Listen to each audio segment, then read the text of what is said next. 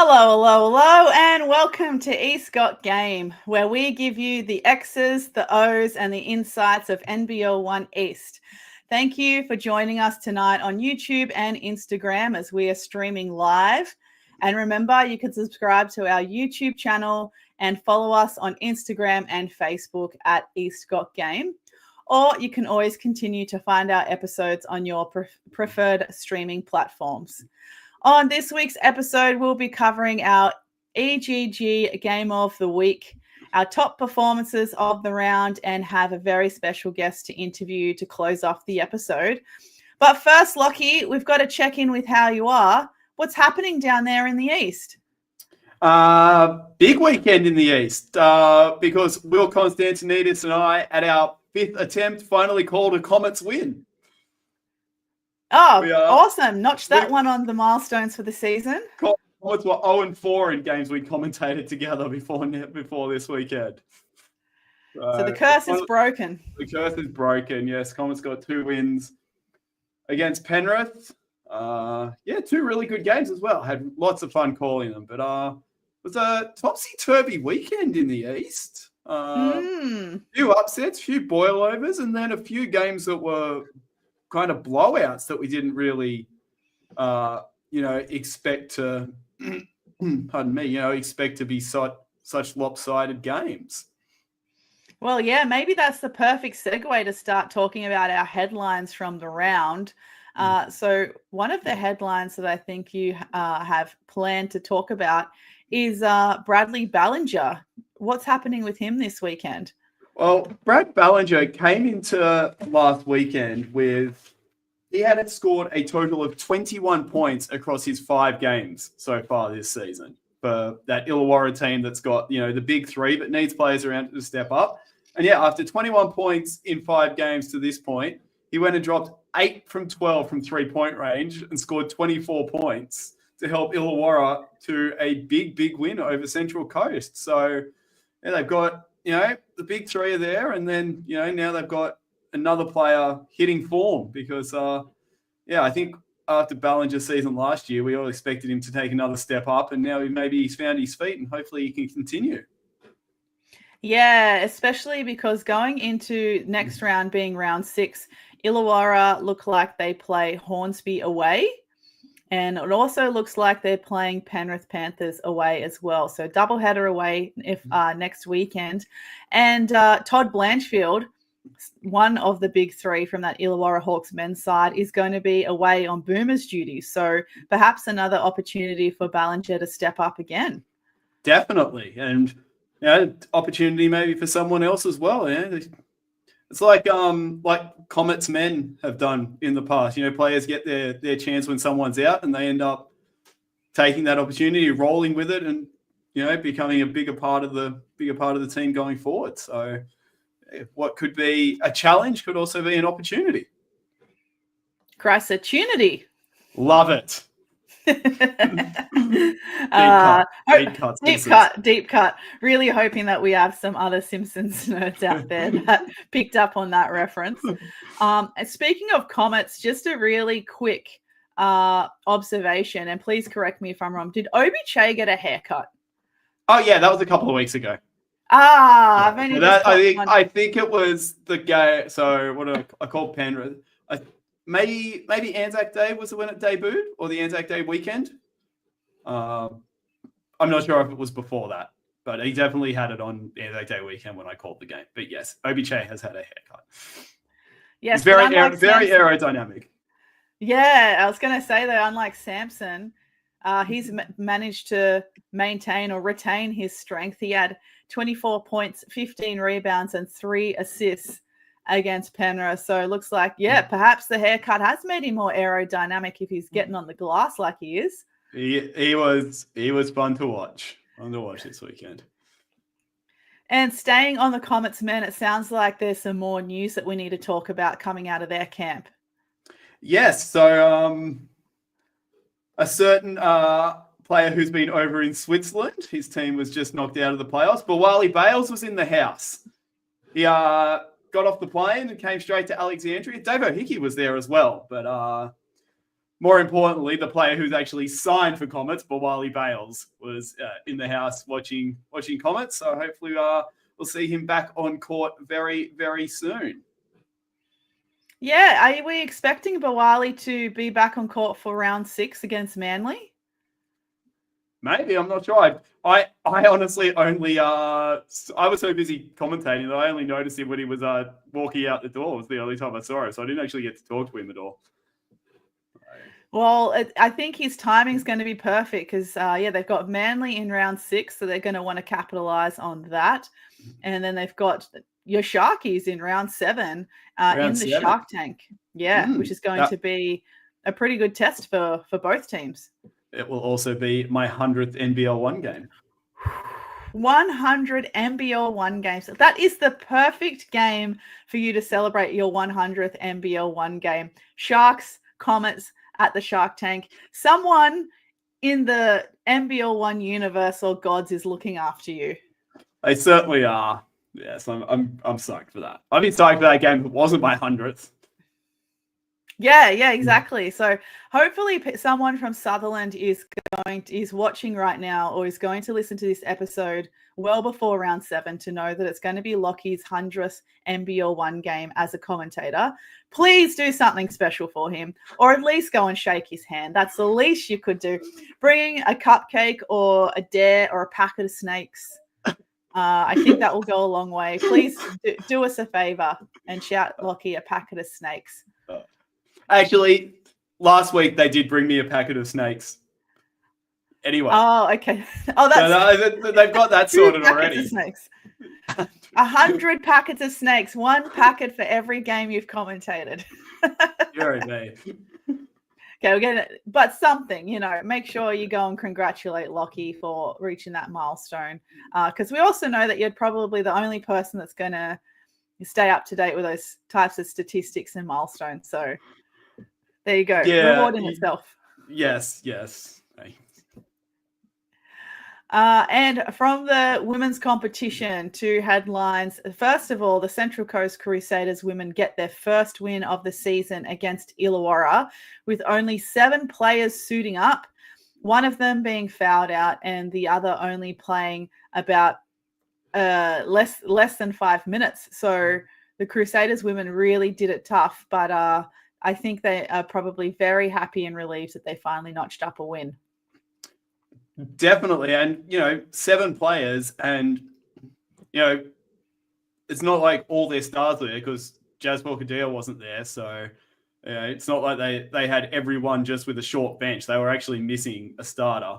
Well, 2 because their other Jasmine is injured. And, Leilani went and dropped 24 and 6. And then Muffy came up with the big double-double, 18 and 10. And they both played the full 40 minutes. And, well, they had to because it was a 1-point game in the end. Yeah, and I think sometimes in these situations when you're down on numbers, you're down on starters, we know what Muffy can do and what she's capable of. Perfect time for her to be able to get some confidence back and be more of a scorer, hence her 18 and 10. And because up here in the North last season, she won a championship with Rockingham. And her role was definitely a lot more of the organization and distributing. So sometimes when you get used to one role, it can be hard to, again, play a little bit selfishly and shoot the ball a bit more. But we want to see more of that from you, Muffy. We know that you're a great scorer. Just go for it. 100%. And just on Instagram Live here, we've got our friend SJ from Love of the Game, just referring back to your 100th game coming up in round 7, Lockie. Just no hot chips, though, as you won't get to it until the 4th quarter. That's a very good tip. Very good tip. You can't even scoff them at halftime when you're commentating. There's no time. No, there isn't. No time. Especially with the lines at Sutherland. Right. Because we pack the joint out, so. So maybe we can pre-order your hot chips at the start of the game to be picked up at the end. Thanks. And then I just also wanted to give a good shout out to 3 NBL 1 East teams that are still one of the few teams that are undefeated in the entire NBL 1 competition. One being the Canberra Gunners, who are 6-0 and sitting at the top of the men's ladder. And also we've got the Norths women who are 7-0. And the Falcons women are 6-0 as well. So from memory, we had quite a few, if not the same teams, have a very similar start to last season where they went on these very strong 6-0 or maybe 8-0 runs. And I think maybe the Manly women were up there as well last season. But yeah, really strong starts from those teams and representing the East well on the national stage. But are we surprised? I'm not really surprised that these teams are doing as well as they are. I mean, Newcastle survived that big test against Albury Wodonga, but that was on a Sunday at Newcastle. So you probably have Newcastle favourites in that situation. I'm not surprised, but I'm no less impressed. He's still got to go out there and win 7 games in a row, 6 games in a row. I think, do Newcastle play COE pretty soon? Well, one of them plays COE pretty soon, either Newcastle or North. So that will be another test. But, they could both be sitting 9-10-0 when they play each other at the end of the month. Because, they don't even play each other until 31st of May. So we could have 2 teams reach almost the halfway point of the season undefeated in the women's competition. And a higher chance of being the only undefeated team in the entire competition. But when they finally meet, that tension is going to be on point.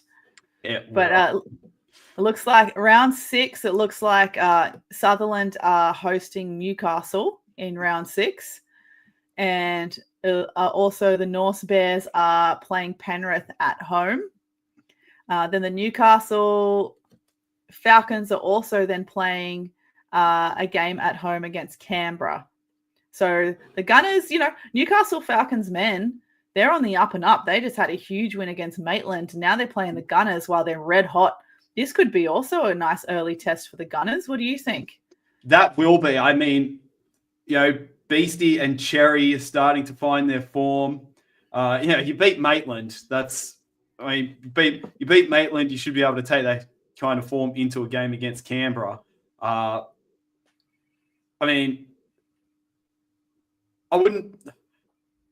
wouldn't be outright shocked if Newcastle got the win over Canberra. I would still have Canberra strong favourites in that one, but it's just been so topsy-turvy the start of this season. Just who's beaten who has just been all over the shop, and Canberra's just been the only unscathed team so far. Nothing would surprise me at this stage in this season.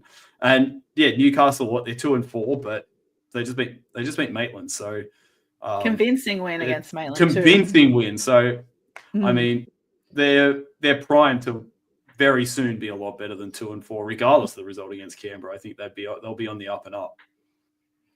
And North women, I'm pretty confident they will beat Penrith Panthers in the next round. And then come round 7, though, North face the COE. So I think for the North women's team, that will be a really, really good test. Pretty confident that they'll end up having the edge over COE in that game, purely based on, what we love that North women's program to be. Lots of experience, lots of history with each other, great coaching staff. But I think that's going to be a highlight for round 7 and another perhaps early test for them. Yeah. I think that's probably the main game that either one of Newcastle and North women is probably the sketchiest one at the moment of what they've got to come before they face each other. It's just, we could have 2 teams that for all intents and purposes are both qualified for finals before they even play each other. Yes. And then, like you mentioned, end of the month on May 31st, the North women and the Newcastle women face each other. So, that will be a real if it falls, that may have to be, I was going to say that may have to be our eScott game of the week, but we've already done the Newcastle women, but that's all right. We've got some weeks to decide. We do. Yeah. So no stress. And then we had a question from one of our very loyal listeners via our East Got Game Instagram page, who chooses to remain anonymous. So we will respect that. But we really appreciate this person sending us a question and helping us generate the conversation. Basically, just asking if NBL 1 East has the best photographers. So I don't know about you, Lockie, but I've certainly noticed this year so far, there's been certainly a big increase in content creators in the East. So not just photographers, but also people who are creating more Instagram reels and interviews or any kind of athlete highlight packages that are featuring players from the East. Is it just me spending too much time on my phone, or have you noticed the same?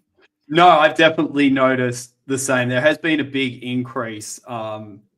And I think, I mean, we had a lot in the early days of NBL 1 East as well. And I will give credit where it's due that Basketball New South Wales and NBL 1 East content, official content, has increased greatly. But back in the day, it probably lagged behind the other conferences. So there was a gap, a space that was filled by, I guess, us, 2 Feet in the Paint, James O'Donoghue taking photos. And that's been seen as a space where people can enter. And now we've got so many people creating content because we've got so many people creating content, and the official channel is supporting them and building their own content. So it's just all come together really well. You know, we started from probably behind, and then people have seen that there was a space where, NBL 1 East needs some content. It needs these players I like, or these guys I know. You know, you might be a content creator who you might play pickup ball with some of them in the summer or something, whatever. You might know them. You're like, I want to, the league's not doing much, but now the league is doing stuff, but all these guys are still creating great content, and it's just so good for the league. I'm not an art critic. I can't speak to, do we have the best commentators? But I do best commentators. We do have the best commentators. Yeah, we established that. That's okay. Yeah. Do we have the best photographers? I don't know. I'm not an art critic, as I said, but we have an excellent group of a lot of people who all support each other and all put out great work. And I feel like it is appreciated by not just the players that are getting content created for them, about them, but by the league as well. So I think the league is in a very good space, content and media-wise.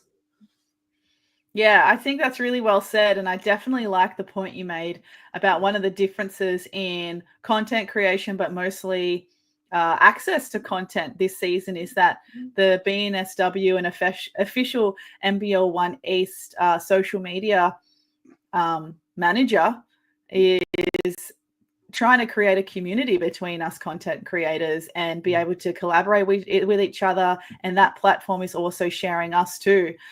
Essentially, a lot of us are doing it for free. I mean, the exception of some of the long-standing, very professional photographers in our league, like James O'Donoghue, and also want to give mention to Greg Francis, who's Discovery One Photography on Instagram, and also Rob Shots, who covers a lot of the Illawarra Hawks. Obviously, they're probably doing that as their full-time gig. And you know that James O'Donoghue does a lot of the team photos every year for a lot of the clubs in Sydney. So he's making his bread, rightfully so, because he's hustled a long time for it. But for a lot of other people, we just do it for the love of it. And we just want to have more eyes on the league that we enjoy. And so it's really nice when the governing body then wants to share our stuff too and show appreciation in that way. Oh, 100%. And you mentioned James. I mean, James was out there taking photos of Waratah League games. So he's been around. Yeah, that's right. And he's from Perth. He's not even from Sydney. He has no reason to be invested in the league. Yeah. And we've got some great comments. Yeah. We got some great comments on our Instagram live as well. One from Burnix8. I'm sorry. I hope I pronounced that correctly. But yeah, James, hands down, the best in the business, and also giving a nice shout out to Zach Roberts, who's also was on the list to give a shout out. And MVP_AU says, Zach Roberts' content is fire. Well, it says fire emoji and then camera, so I'm going to say that means that his content is lit. And James is the GOAT. The GOAT. James O'Donoghue's been called the GOAT of East photography. So, yeah, I'm glad that the love's being shared. And I think as other content creators like us and even athletes, if you get tagged in some of that stuff, make sure you share it with your friends. Try and give some love to our photographers as well. But who else is on your radar that's been creating content for NBL One East, Lockie? Well, being at Comets, there's one guy I see every week. That's Damien Clark. He's always there, gets there real early, always. Like, I'm talking like I'm still setting up for commentary, and he shows up real early. And now he's got his podcast as well, which is really well done, really professionally done. So he's definitely one that I see around the traps, and he's doing really good work. And I mean, there's so many out there, like the Silver Slashers. I think even Caleb dropped their name when we had him on the show a few weeks ago. So we are, so many out there who are doing such great work. And another one on our Instagram comments just mentioned Damien as well, and also Anna. I think it's Anna Amos is her name on Instagram, but her handle goes as Anna Sarchives. I don't want to attempt to pronounce that in case I'm butchering it, but also known as Anna Amos. She also does some great content, including some really nice WNBL content, and she looks like an absolute sweetie. So give her a follow as well on Insta. And you mentioned Silver Slashers. We mentioned Zach Roberts. He was on the list, and Damien Clark on the list too. There's also Captured by Rex, which is REKZ. Also Aaron Kamua, we know that does some stuff with North time to time, and I think used to dabble in some Sydney Kings content back in the day. And of course, Floyd Mallon. Someone's got to be covering the Stangers. The OG. The OG. And I think the most recent one that's popped up is an account called Roberts Creative. They did some work over at the Falcons Maitland's game at Broadmeadow this weekend. And look, we will take the opportunity as well to say we have probably missed a lot of people whose content we share on our stories. And for that, we apologize. But we tried to put together a quick list of people that was easy to find and came off the top of our heads. But yeah, just wanted to highlight that East got game in the photography and creative content department as well. I think a great example actually is if you go to the NBL One East website, there's the East recap from round 5 just on Sunday with this opening shot of it looks like Raw Accor and Madin Kawane just celebrating after Raw Accor's big 3-point buzzer to beat Hornsby on Sunday. Perfect example. 100%, and that was Greg Francis took that shot. So yes, yeah, really nicely done. You know what they did up here in the north? Actually, I think they had an end of season photography competition where fans could vote. I reckon there's space for the East to do that too. Oh, 100%. And if not NBL One East, should we just do it? Yeah, probably. Yeah. Yeah. Yeah, all right. I'll try and add that to the mental list. All right. Well, that was our headlines of the week. We should probably get onto it and start talking about our East Got game of the week. And Lockie, this one was a barn burner. Tell our audience which game we'll be reviewing today. Well, we picked this one late because it was the last game of the weekend. It is the Basketball Australia Centre of Excellence versus the Hornsby Ku-ring-gai Spiders in a game that was chaos in the final minutes. It was chaos a lot of the time, but especially in the final minutes. It finished 79-76. As you just mentioned, Squin, Raw Accor hitting a game-winning 3 after also hitting a buzzer beater to end the third quarter. So 2 absolutely vital baskets. And just, 2 of the teams that play at the highest pace in the league, and it showed. No one was slowing down. No, when you mentioned it was chaos, not just in that final minute, but a lot of the game, I was puffed out watching this game by the level of pace. It was really, really quick, and you're right, no one showed signs of slowing down. So talk me through some of your main points for this game. Well, it was fast, but it was also very physical defensively. Hornsby wanted, I think, SJ mentioned it about last night when we were on Love of the Game about COE running things in the half court. And you were talking just before we went on about their motion as well. And I think Hornsby recognized that they had to knock COE off their rhythm in the half court and make them come up with things on the fly kind of thing. Which I think they did a pretty good job of, because there's a few young guys on the Hornsby team, but they've got plenty of guys out there that can battle physically. And I think that is probably the one thing, it is definitely the one thing that most teams will have over COE that you have to use to your advantage is, for the most part, you're going to have some grown men on your team that are going to be bigger and stronger than just about everyone on that COE roster, and you have to use it. And even if you're not, you still have to give as good or better than you get on the defensive end. I think that's what Hornsby did really well. I found it interesting that a team, because usually when you're playing a team where you're, Hornsby sitting so low on the table would be kind of outsiders. And I always come back to the game, the college semifinal between UConn and Mississippi State, the Mississippi State one, where they ran 28 of the 30 seconds off the clock every single possession and basically condensed the game. But Hornsby didn't do that. They kept playing at their pace. They played at their high pace. They played their game, and it kept them in it. And it didn't just keep them in it. They were ahead with 15 seconds to play until both teams decided that 5-second inbounds calls were the best thing to do.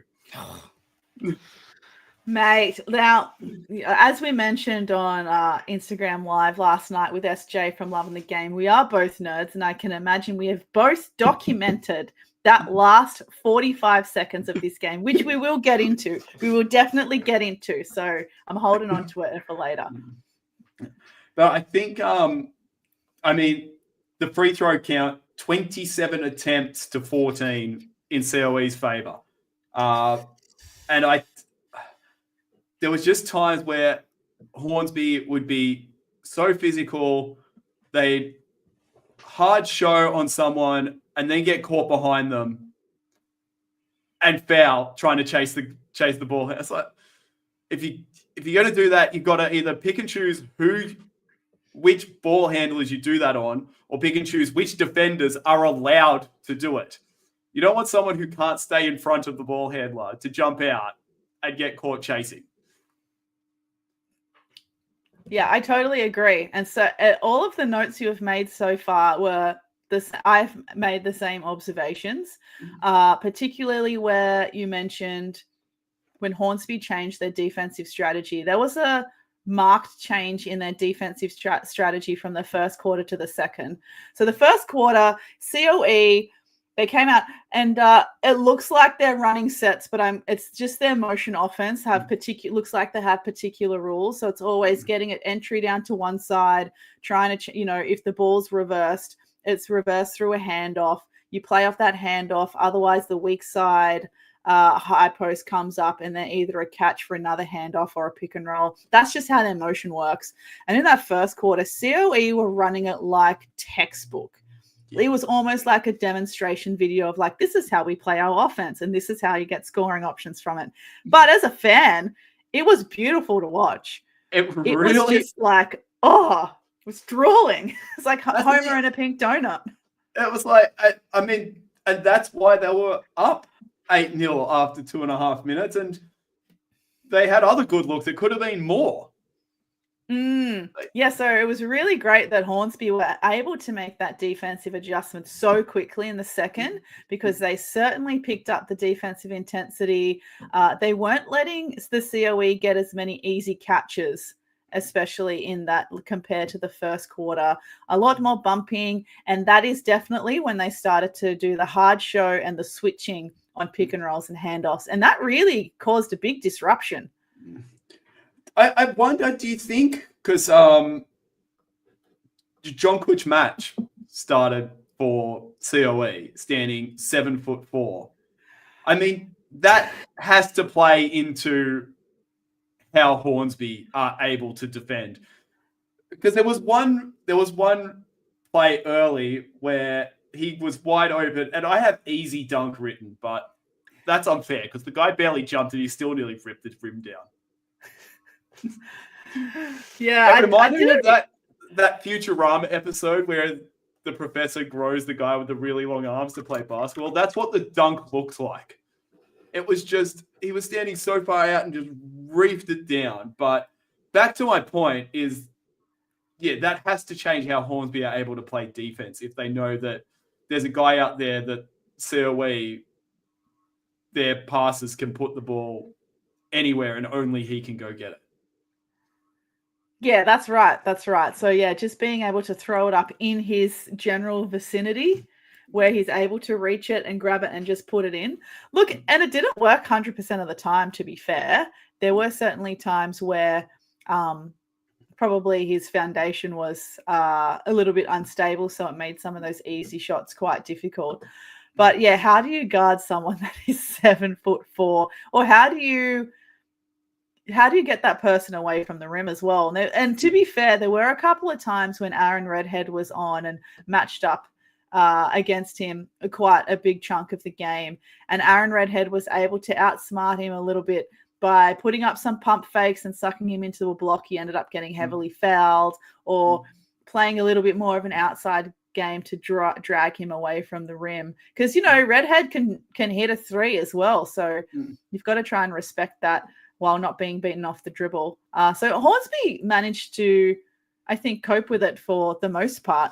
And I really liked how a lot of these young guards from Hornsby really dogging the ball up in the passing lane, and they seem to have quite a harmony about them at both ends of the floor. Their early shots in that first quarter, you mentioned that COE had an 8-0 start, and that was partially because everything was coming so easy for them in offense, but also because Hornsby just couldn't make a shot. They had so many great looks in transition and second chance opportunities. They just couldn't make a shot. But that didn't dent their confidence at all in this game. They kept shooting the same shots in the stretch as well.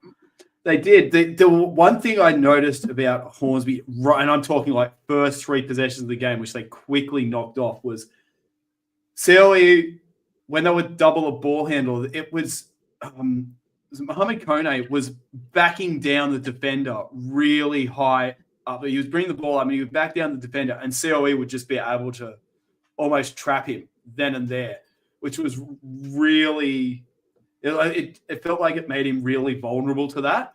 Once he knocked that off, that's when they started looking better, because it just makes you less vulnerable to the trap. Because if you're facing the opposite direction, who are you going to throw the ball to? Mm-hmm. Yeah. Yeah, no, I totally agree. But so things changed a lot from that second quarter. Like we already mentioned, Hornsby being very disruptive on the defensive end, starting to get themselves a little bit in foul trouble though. So the downside of upping the ante on defense and being disruptive in the half-court offense for COE is that then they tended to foul, especially in similar ways that you mentioned before. A couple of overplays when they were showing on pick and rolls or handoffs and having to play catch up. And Hornsby's team foul count was quite high very early in the second quarter, which meant that I think COE had like a good 6 minutes to play going to the free throw line. I think they ended up scoring 11 of their 14 points in the second quarter just on free throws. Yeah, and I mean, you can't really blame them for. I mean, they shot 33% from 2-point range. So, but so many of their points are coming at the free throw line. It's probably a lot of the time it's before they even get a shot. They get sent to the free throw line. So it's not like they were, jacking up shots and missing everything. That's why they only got 3 points from open play. It's just not as many opportunities because they were always at the line.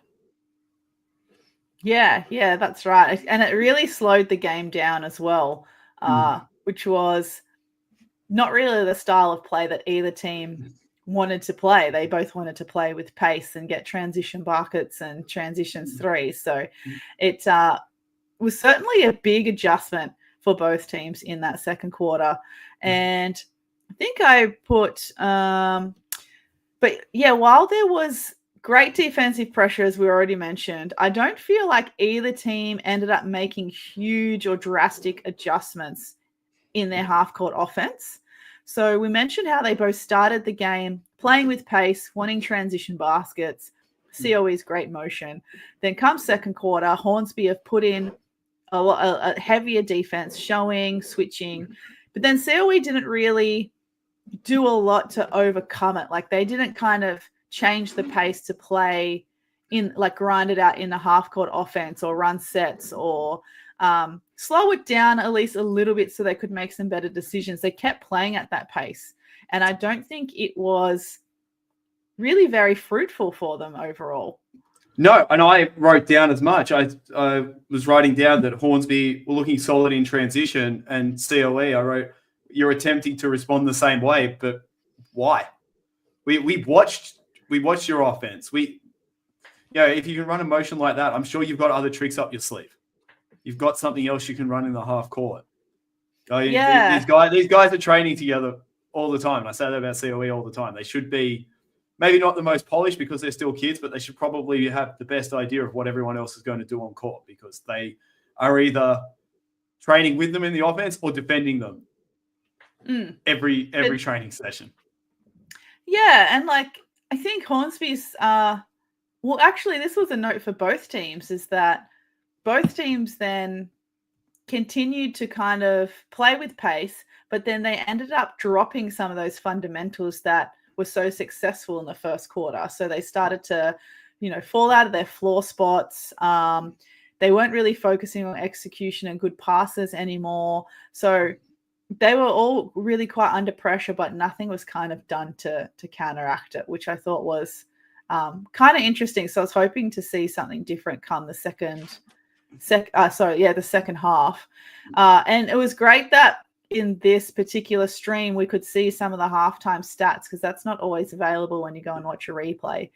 But field goal percentage was pretty close. COE had 38% field goal percentage at halftime and Hornsby had 32%. Free throw percentage, though. I wrote that down. My existence. Mate. Both teams sub 60%. 59% at halftime for COE, 56% at halftime for the Hornsby Ku Spiders. And to finish the game, COE, increased that a little bit to 62.96, and Hornsby increased it even more with 64.29. Still, guys, come on. We've got to be getting at least 70, and that's me being generous. You should be getting at least 75. Come on. I'm not sure many. I don't know if any team shoots 75% in this league. Free throws. Surely. Come on, guys. Semi-pro. You should be nailing your free throws. And I know I harp on it a lot, but I feel like I can because my free throws, I had a good free throw percentage. So that's the only thing that's saving me right now. Well, then I've got absolutely zero leg to stand on.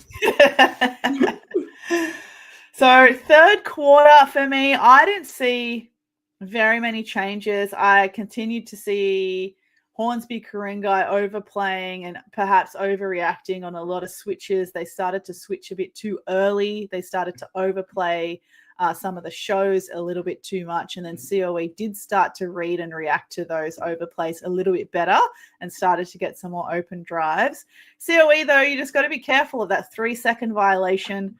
Woo, couple of times where they were in there a long time. Yeah. It was close. They were in there.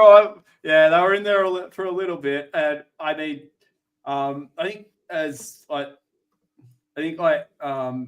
Alex Dickerson started to get more of a read on how things were progressing throughout the game, I think he found a lot more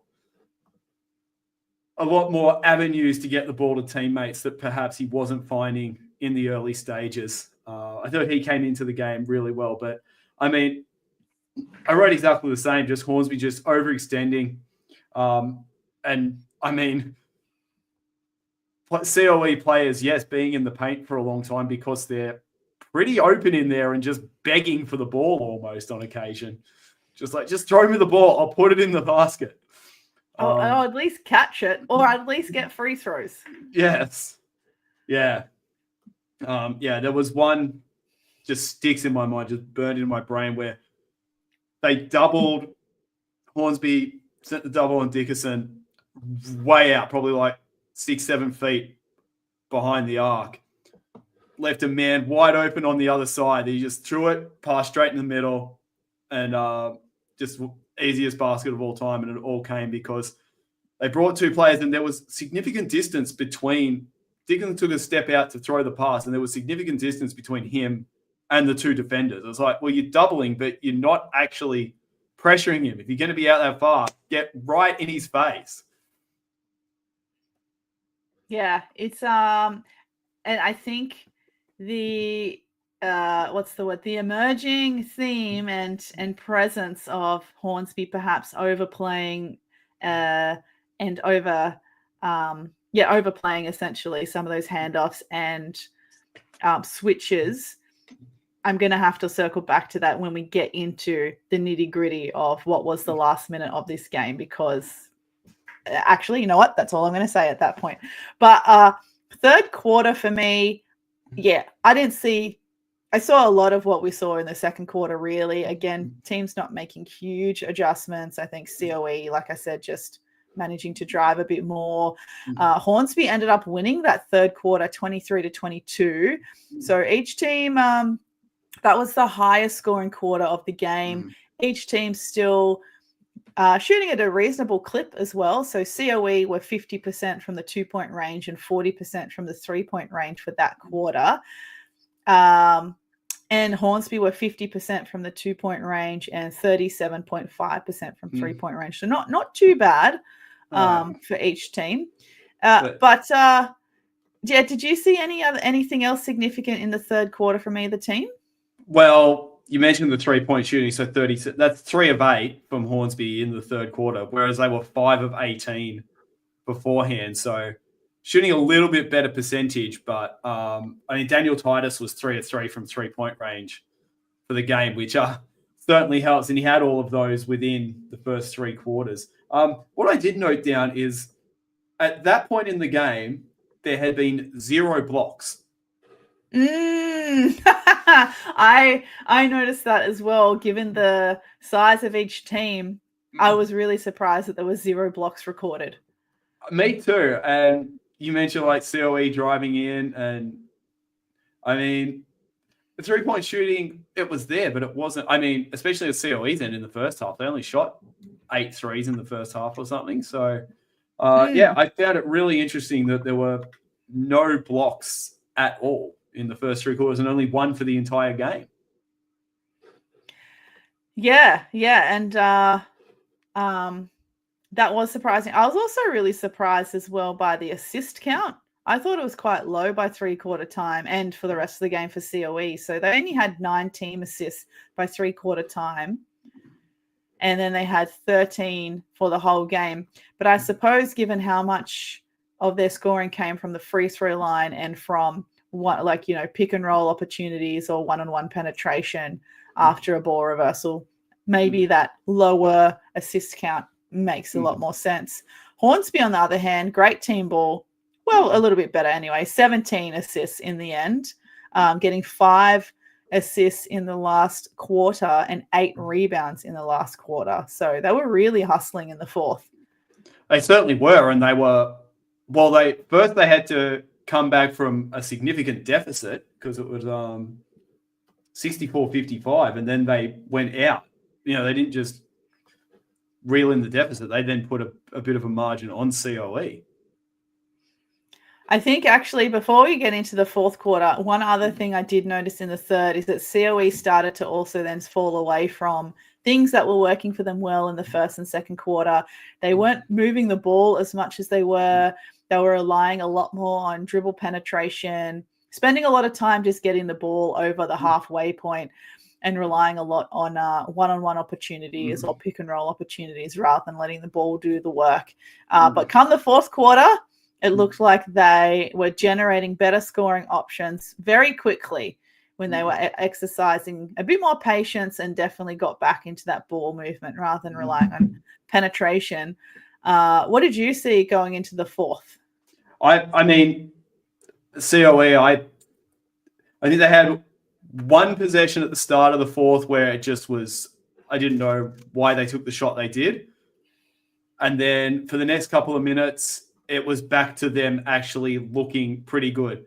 Dickerson, who finished with four assists, didn't have the biggest scoring night, but finished with a good few assists and probably a lot of other passes that are like, well, the player had to put it on the floor. So he doesn't get the assist, but the pass certainly, made the play happen kind of thing. And I mean, they were up by 9 with 8:44 to play. And then Hornsby were able to come back into it. And it was like they just had a couple of minutes COE where they looked really good again and then went back into kind of some of the old habits of the third quarter.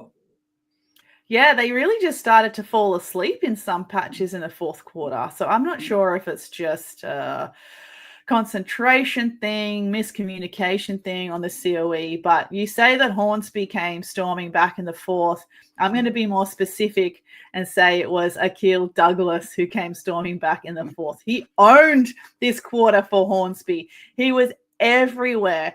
He was protecting the rim. He was chasing O-boards. He was getting he got a bunch of transition baskets, and the timing of those transition baskets was what kept the Hornsby Karinga either in touch with COE or putting them ahead. So he really kind of came alive in that fourth. I think his best transition basket for me was at the 4-minute 25 mark in the fourth, where basically he was the second line of rotation and had to double down in the low post. Then the ball's turned over, and he's the one sprinting ahead to go and make a layup at the other end. That is just pure effort. I was so impressed. And that was when COE called the timeout immediately after that. I have a feeling, I think there may have been a timeout very soon. That was the tie. That was the tie game. Yeah, that was the basket to tie it up. And I wrote COE tightening up at that stage. Looked like they were got out to a big lead, and then Hornsby comes storming back. And I think that timeout, it had to be called. And it was a good thing it was, and it really settled COE. I'm sure Robin McKinley had some choice words for his charges at that stage to get them set for the final few minutes. Yeah, Douglas only played 18 minutes and 42 seconds in this game. He was in foul trouble, so perhaps his limited minutes is more reflective because he had foul trouble. He had 4 fouls, I think kind of early-ish, because another point I'll get back to at the end, but a couple of his fouls were illegal screens. But he ended up with 12 points, 3 rebounds, all 3 being offensive rebounds, an assist and a steal.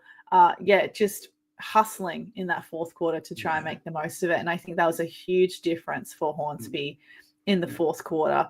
Yeah, it was really, really tight to call going into the final few minutes of this game. Did you have any, regardless, like before you saw the result, did you have any inclination of who you thought was going to take over in the last few minutes to get the win? If I had to pick someone, I pick one player from Hornsby.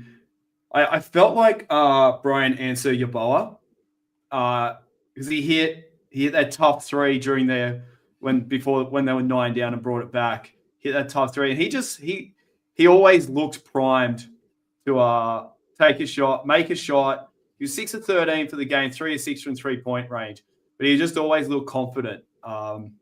Like he believed his shots were going in, regardless. I actually really enjoyed watching him playing this one. And I felt like he was someone that might take over and get it done down the stretch. But I mean, when it goes back and forth that quickly and teams fall in and out of what works and what doesn't work, it was probably destined to finish as ridiculously as it did. Yeah, I agree. As we mentioned at the top of the review, the pace did not let up. The pace was maintained the whole game. So, yeah, you can kind of think that a game like that and it was getting physical, and there was definitely parts in that third quarter was getting scrappy, where there was lots of loose balls, lots of perhaps poor decisions and things like that. So, yeah, that's always showing signs that it's going to be a close game in the end.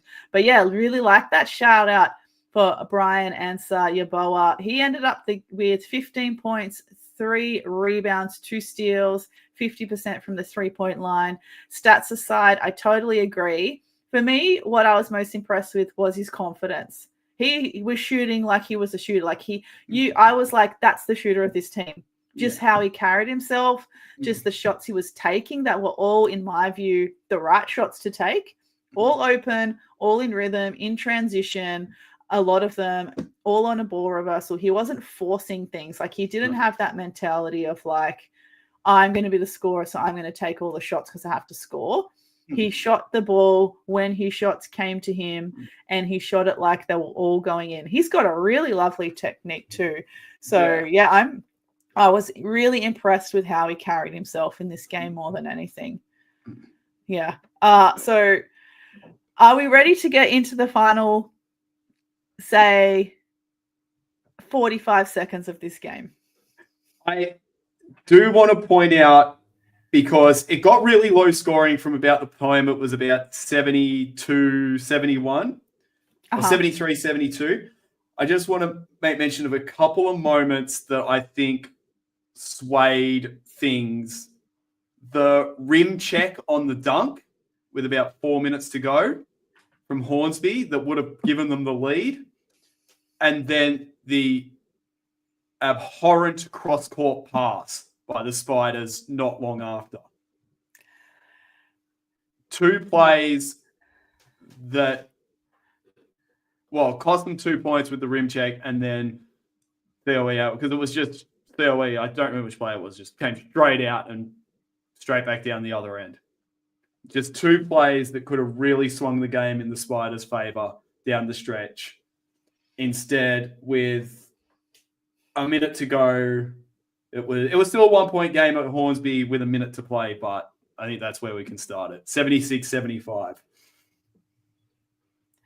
Oh, all right. Here we go. Let's break this down. Now, the first thing that I have put down is COE managed to get possession from a jump ball with about 45 seconds to play. That's where I've clocked it first. Yeah. Have you clocked something significant before that? No. I've got Hornsby beating a double and getting a tough shot away. But then my next one is COE missed, had 2 O boards on that possession, missed them both. Oh no, have you got the one after that? It was I've got the COE managed to get possession from a jump ball with 45 seconds to play, and then a timeout's called. They have a baseline out of bounds play, get a 5-second violation. So I've got, I've yeah. got the actual play that happened to create the possession arrow. Oh, okay. Where they had talk us 2 through O that. boards, missed both the baskets, and there was a scrap. They had the arrow you're talking about. Yes. Yep. So that's what led up to that jump ball situation. And then timeout was called. COE have a baseline out of bounds, and they get called for a 5-second violation. And at that point in the game, with the score as it was and 45 seconds to play, COE have missed the opportunity for a 2-for-1. Oh, I hadn't considered that. Yeah, because their possession on the baseline, 45, and I was like, bruh. and then there was a 5-second violation. Oh my God. And then I was like, I was stressed. And so then I've got it 41 seconds to play. Hornsby called their timeout and chose to advance. And then I wrote that. Hold on, have I got the right player here? Yes, and then their number 4, Mohamed Coney. He had a great drive. He had a really, really lovely drive from the top of the key. I think he took on someone like Dickinson. It was wide open on the right, but unfortunately he missed. Yeah. Did you have anything else before that? Well, no, that was pretty much the play that transpired. Yeah. And then COE came down the other end because they got the D board, and Emanalo had the 3-point shot. And then there was a possession arrow favoring Spiders. It was another scrap for the ball. Yes. A tie up anyway. Yeah. And then, as we mentioned earlier, another timeout, another 5 seconds. This time the Spiders. The second 5-second violation. And by this time of the game, it's at 15 seconds. Yes. So there was a big chunk there of this 45 seconds where it was just nothing. It was just scrap. Yeah. Wasting time. Yeah. Yeah. Oi. Yeah, so turnover Hornsby there. So at this point, it's 75-76 in favor of Hornsby. 15 seconds to play. They've just committed a 5-second violation on a sideline out of bounds. And then number 7, Brian Answer Yaboa fouls Dickinson. But thankfully, for the first time in the game, Hornsby aren't over the team foul limit. Otherwise, Dickinson would have had free throws a lot earlier than what he did. Yes. So he goes to the free throw line, and what happens next, Lockie? He goes 1 of 2 to tie the game. And then he gets a steal. Yes, he does. The ball gets to Raw. The ball gets to Raw Accor. And for the second time in the game, in the second half, he buries a 3 just before the clock goes. Yeah, so I should go back and say, what I documented in this kind of last 15 seconds of when Dickinson draws this foul, right, to have 2 free throws.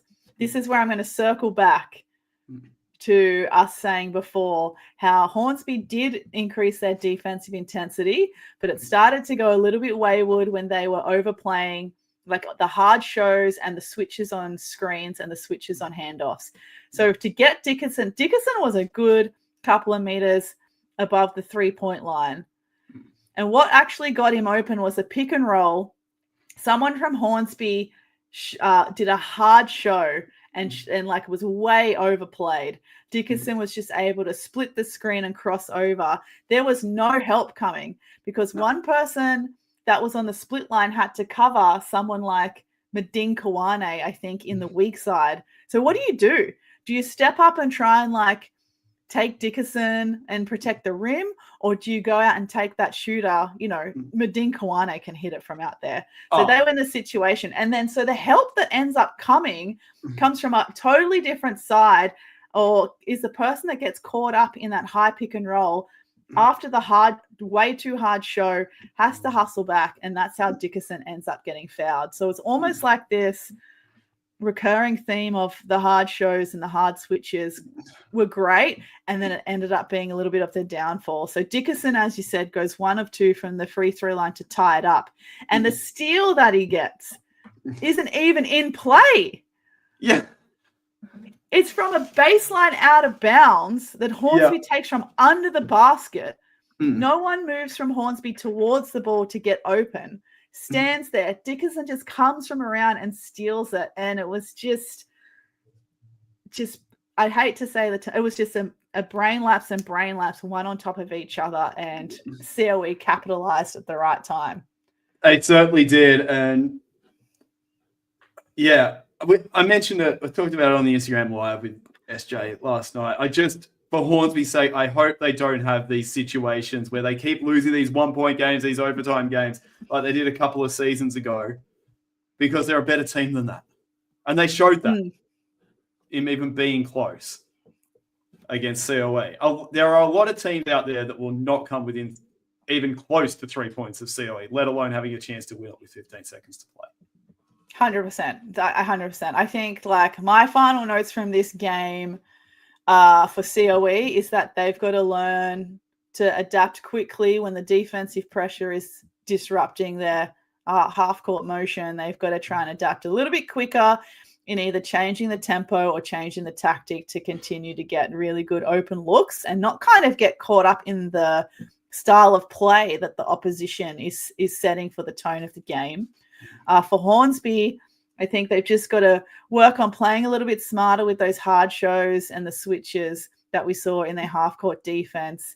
But honestly, I really liked how there was the majority of this Hornsby team played really well together. You could see they were all buying into the same thing. There were a couple of players who I thought would have been kind of like the leaders of this team. They ended up slowing down the rest of the team.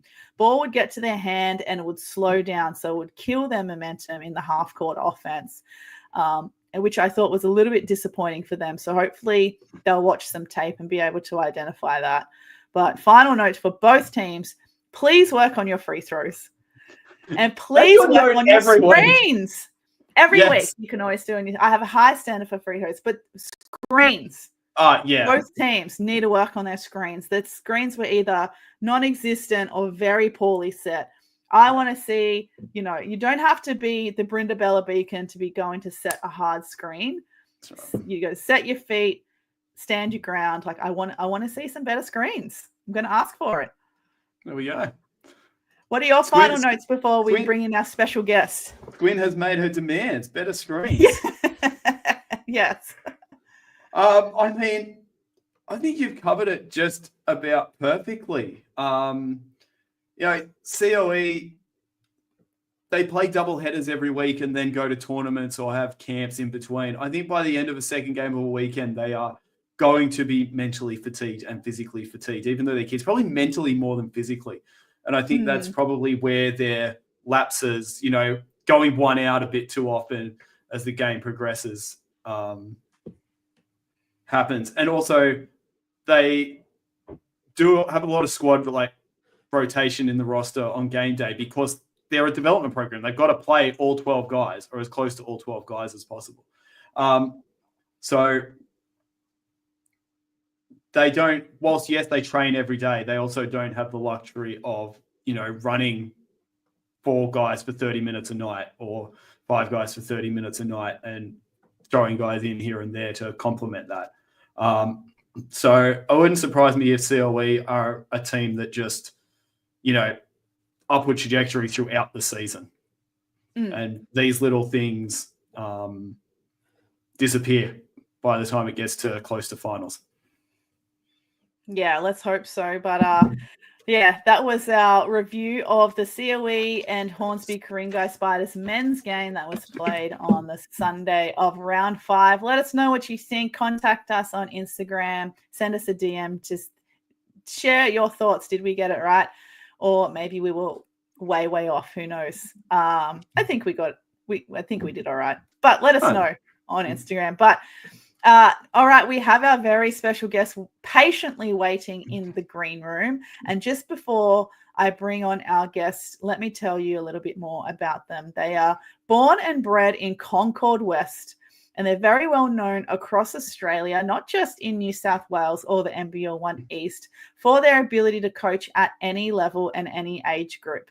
They started working at Penrith Basketball Stadium from 2012, and after helping grow the grassroots basketball program at home, they were the basketball development officer at Werribee in Victoria in 2018, and then made their way back home, thankfully, to take on a role at Basketball New South Wales as the coach development manager.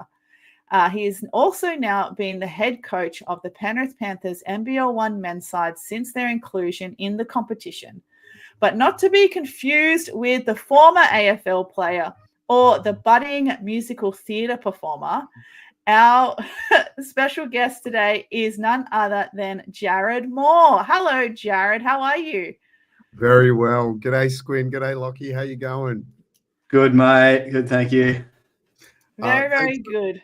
Thanks for having me. My first question was actually going to be to you, Jacinta, because I know some people call you Squint, but I didn't know whether it was Squint or Squid. And then I just was got to get some clarity, but it's already on your screen, so that helps immensely. Well, just to add some confusion, though, I do also get Squint and Squid as well. So Squint is the original nickname, but it does come with variations that include Squint and Squid. So you are welcome to use one of them or make your own, whatever you're comfortable with. Well, thanks for having me on, folks. It's exciting. They'd always love talking about the game. Yeah, absolutely. And I will say before we start that we do apologize for ghosting you 2 years ago when we were supposed to interview you in season 1, but look at us, we made it. It's perfectly fine. Perfectly fine. Lockie, would you like to kick us off for this? I will do the honors because, so it certainly has been quite the basketball journey for you over the years, but how did it all begin? Well, being half Filipino, it doesn't go without culture that one of your birthdays when you're young has an uncle that has a Michael Jordan basketball setup, and thankfully that was on my 6th birthday, and it came with a Michael Jordan DVD. But in that same time, there was a DVD going around about Shaquille O'Neal. And there was footage in the mid-90s of Shaquille O'Neal breaking backboards, and I fell in love with Shaquille O'Neal. Now, it wasn't Shaquille O'Neal that kind of got me started, but it was more so that little basketball set. Then Shaquille O'Neal took me to Penny Hardaway. Then Shaquille O'Neal signed with Los Angeles Lakers, and then that made me discover the greatness of Kobe Bryant. And Kobe Bryant in his rookie preseason did this one crossover against the Washington Wizards right down the middle of the free throw line and yammed it on a defender. And it was just so athletically and like all of it was just beautiful. And I just fell in love with him as an athlete. And then the rest is history. I just started playing all the time, trying to be like my hero, Shaquille O'Neal and Kobe Bryant and Penny Hardaway on the side. And then I got coached in high school by a famous coach around Australia by the name of Rex Nottage. And then the first year I left high school, Coach Rex Nottage said, "Jarrod, you should come coach for me." And so I started, and I haven't left. So here I am. Wow, that's a huge journey. I mean, you had me when you said you're half Filipino, and I was like, oh, everything makes sense now. Just knowing that the Filipino community have a very strong relationship with basketball. Yes, that Yeah. is for sure. And it hasn't left. It hasn't left. I love that you mentioned MJ and Shaq, because when I was in primary school, everyone either had a Bulls hat or a Magic hat or a Jordan jersey or a Shaq jersey. My first basketball jersey, my mum was the volunteer uniform lady at my primary school. And so she had, when the lost property got to, the cutoff date, we're throwing out the lost property for the year, she was always able to look through it. And my first basketball jersey came because some kid lost his Shaquille O'Neal jersey at a Mufti day, and it was sitting in lost property for the entire school year. And it's still hanging up in my wardrobe. The kid that lost it could have been Andrew Gaze, mate. You never know. So it could have just been handed down from one generation to another. And a good shout out to Penny Hardaway as well, right? Yeah. Yes. But it was when I was 8 or 9 years old, I actually wrote the Orlando Magic a letter, and I found their address somewhere.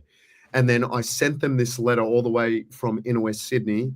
And like 2 or 3 months later, I got a whole gift bag of Orlando Magic gear. But it was just so unfortunate. The Orlando Magic sucked for so long, and I just followed Shaquille O'Neal wherever he went. So I ended up becoming a Kobe Bryant and Lakers fan. But no longer a Lakers fan. Can't do it. Too painful. Who do you follow now instead? Oh, just gold standard of organizations, really. So the Spurs, the Thunder have me very intrigued at the moment. They've done it very well for a long time.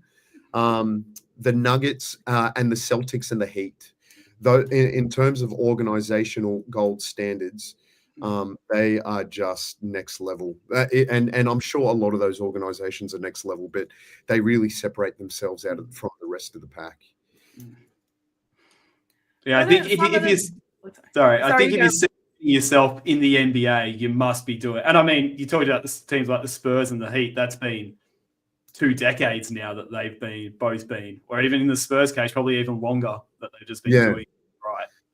Well, I mean, Eric Spoelstra hasn't been sacked in nearly 20 years. So it's just an organization that gets the heartache and the problem solving that comes with a head coaching job in the pro land. And then you see other teams just, as they do, just sack their coach maybe every season, and then they keep trying to lick their wounds. So anyway, it is what it is. It is what it is.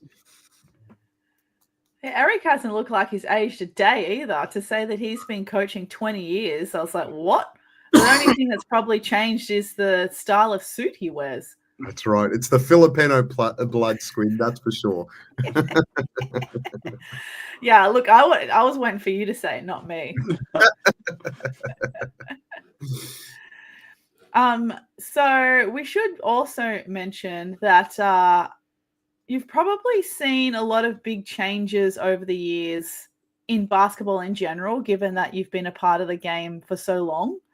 And especially if your coaching career started under the mentorship of someone like Coach Nottage. I mean, that's a pretty high caliber person to have introduced you to coaching.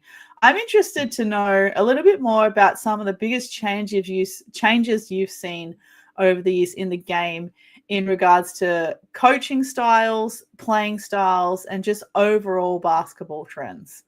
Yeah. Well, where do I even start? I would still consider myself a novice in terms of the coaching realm.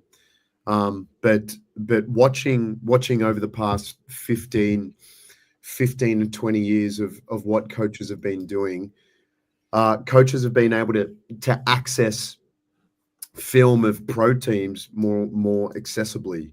So their ability to pick up international concepts is far greater. So you're starting to see similarities of concepts at earlier ages at an international level. And I don't think that's such a bad thing, because what used to happen is that coaches would just try to pick up the concepts and style of play from the best master coach that they had closest to them. Whoever that was, whether it was flex, whether it was crackdown, whether it was 4-out pass and cut, whether it was shuffle, it doesn't matter. Coaches just especially coaches in Australia, a lot of our coaches are volunteers, so they just need to try to find a style of play that they understand very quickly, that doesn't take them so much time to teach and then roll out effectively. So they just go to their neighbor and be like, hey, what offense are you running? I'm running flex. Oh, tell me all about it and tell me how to teach it. That's what they used to do. Now, so a lot of the coaches are still doing that, but now a coach in the middle of Byron Bay can look up the concepts and watch the film over and over and over again of what the 2024 Miami Heat were running. And then that's what their under 12 boys team would be running. I'm not saying that happens, but just the access to that kind of knowledge is unreal. And in terms of the coaching, I've definitely seen coaches aren't so strong personality on their kids these days, like the screaming and the shouting, and there's a lot more awareness holistically about what the athletes are going through in their whole life, which I think is a great thing. And it really goes to show that coaches are continuously thinking about the athlete as a whole and what they're going through, because the way that we were brought up compared to the way that our grandparents were brought up, completely different creatures. So there's a lot more that goes into the teaching of athletes of these days. So a lot of coaches these days are picking up the skills of listening more, trying to be more empathetic, trying to get feedback regularly, trying to work collaboratively, the power of questioning, and not only that, but trying to use drills that aren't so much in a straight line, but are constraints on play where you can manipulate the skills and the concepts that you're trying to extract, otherwise known as the constraints-led approach, which is a whole bunch of kids would play and then the coach would say, all right, everyone, you're not allowed to dribble. That's unfair, coach. Yeah, it might be unfair, but you got to figure it out. And then they're starting to develop skills that way, because the game, as you know, is a lot more chaotic than what it looks like on television. So yeah, it's I've definitely seen a change of style, but the one thing that hasn't changed is that coaches are always trying to find the quick hit thing that will help their kids, that they think will take them to the next level. When Andre Lamanis was coaching the Boomers, he was running the flow offense, and then the whole country got obsessed with the flow offense. And then it was like, wow, that looks really cool. But what people don't understand was that Andre Lamanis is an offensive savant. And he understood how to teach it, and he understood how to put in these intricate details. And he also had one of the best passing bigs in the world in Andrew Bogut. But the rest of the country didn't have an Andrew Bogut, so they had to figure out these pieces. And you'll still see concepts of flow around in world basketball. So it's really fascinating to kind of watch this journey, and it's just going to go full circle again. Like the thing that I keep hearing around in coaching circles is what's old is new again. So shuffle's gone one day, and then shuffle might be back in 2030, but it just might be a little bit of a hybrid to whatever else it might piggyback off. So yeah, it's there's a lot to take from that. That was a fantastic answer. I don't know if you had that prepared, but that was amazing. It really was. Yeah, that was great. I don't think I've been floored by such a great answer in a while on Eastcott game. Left us stunned, but I mean, short response. Let me subscribe to all of it that you just said. Certainly can resonate with your points made about this differences in styles of coaching now compared to yesteryear, where it's not all yelling and fear-based, and certainly more of a holistic approach to an athlete and a player, regardless of their skill set. Because ultimately you still want people to be involved in the game one way or another. I mean, not everyone that you're going to coach and meet as a coach has the aspirations to go and play for Australia and will need all of that kind of specific kind of discipline and whatnot. They just want to play because they want to play, and we've got to try and keep people involved in the game as much as we can, however they want, right?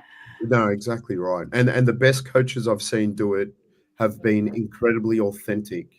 and has had a very strong connection to the care of their athletes. And I've seen it work in all facets. I've seen strong personalities still instill fear in their athletes, but every time their athletes walk away, they still say, Jarrod, I loved playing for that coach because they just called me out on all my effort and all my BS. And sure, it was scary, but that was the hardest thing I ever did, and I loved it. But then on the other side, I've also had athletes be like, wow, that coach was really inquisitive, and we spent a lot of time and we built a big relationship, but I don't think they ever yelled at me once. But the thing that it keeps reverting back to is that coach truly being themselves, and do they deeply understand why they're doing a particular thing? And yeah, as you know, even for both of you, even as adults, we're still trying to figure out who we are until day dot. So yeah, it's really a fun journey and a fun adventure to kind of witness these things from my seat. Yeah, just the transparency and the authenticity goes a long way.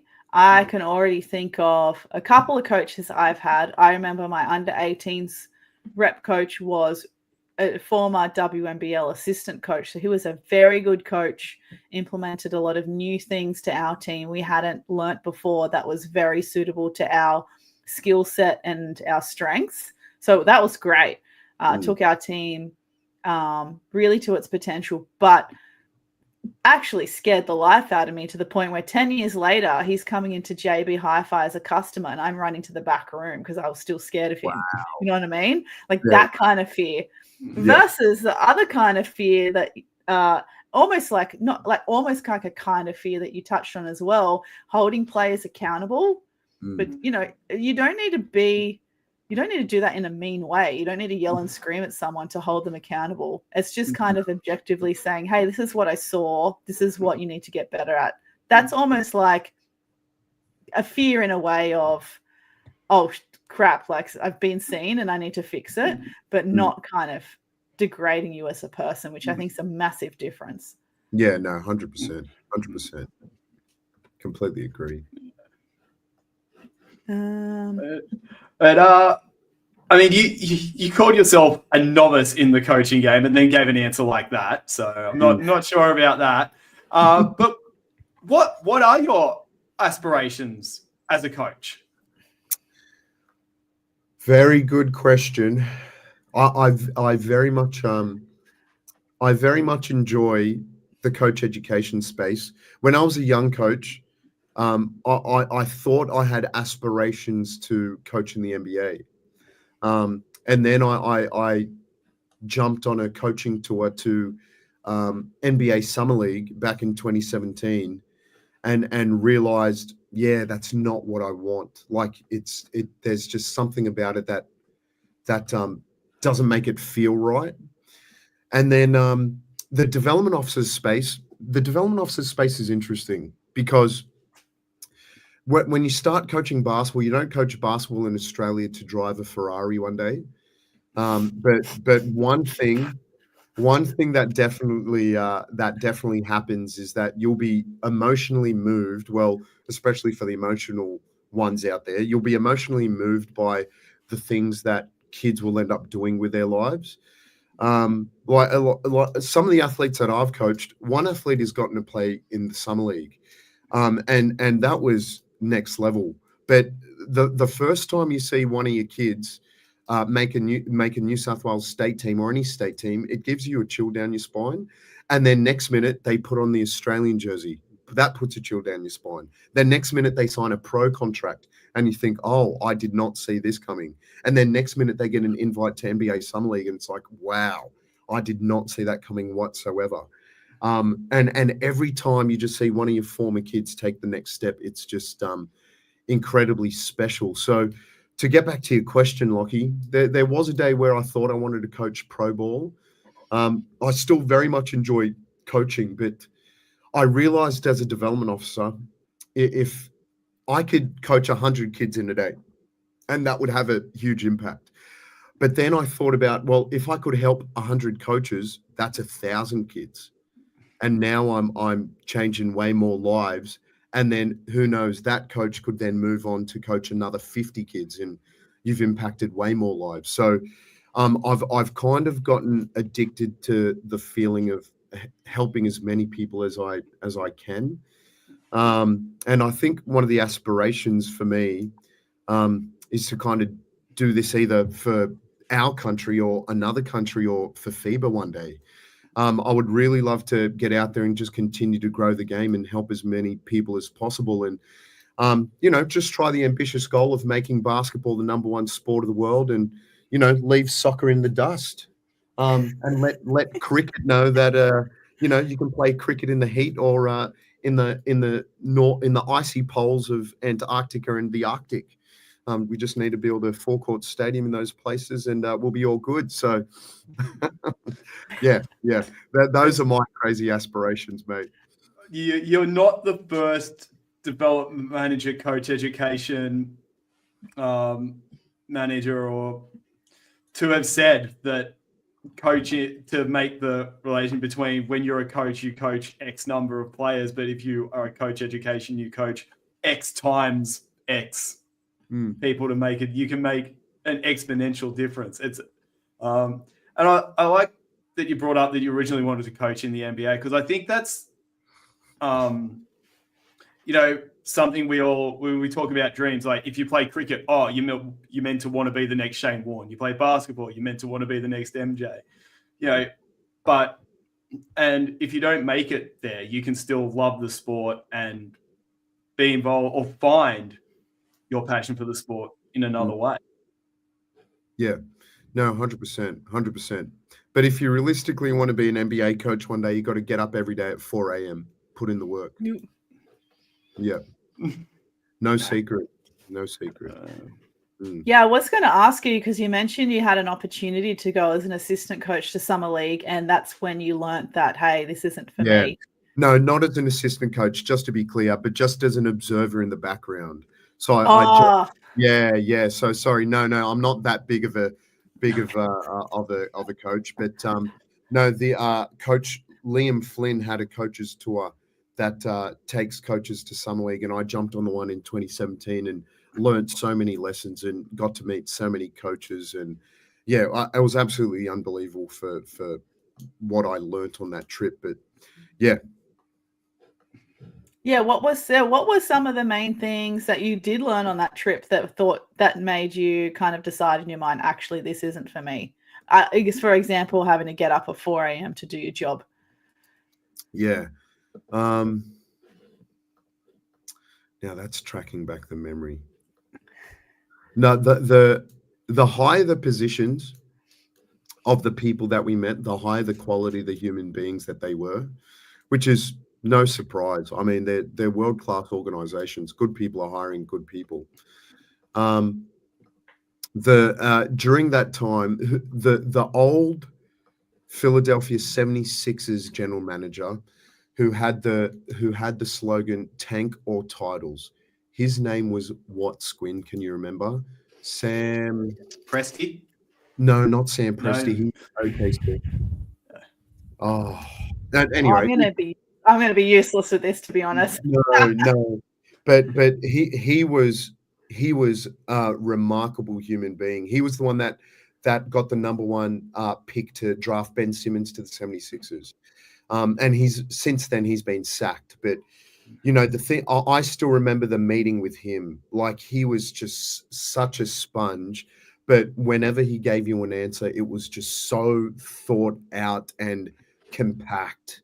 And I remember meeting this gentleman, and not a very big gentleman, but incredibly intelligent. And I just remember him talking about everything that they did at the 76ers at the time was data driven. There was numbers behind everything, so that whenever we needed to come to measured decisions, it was logical.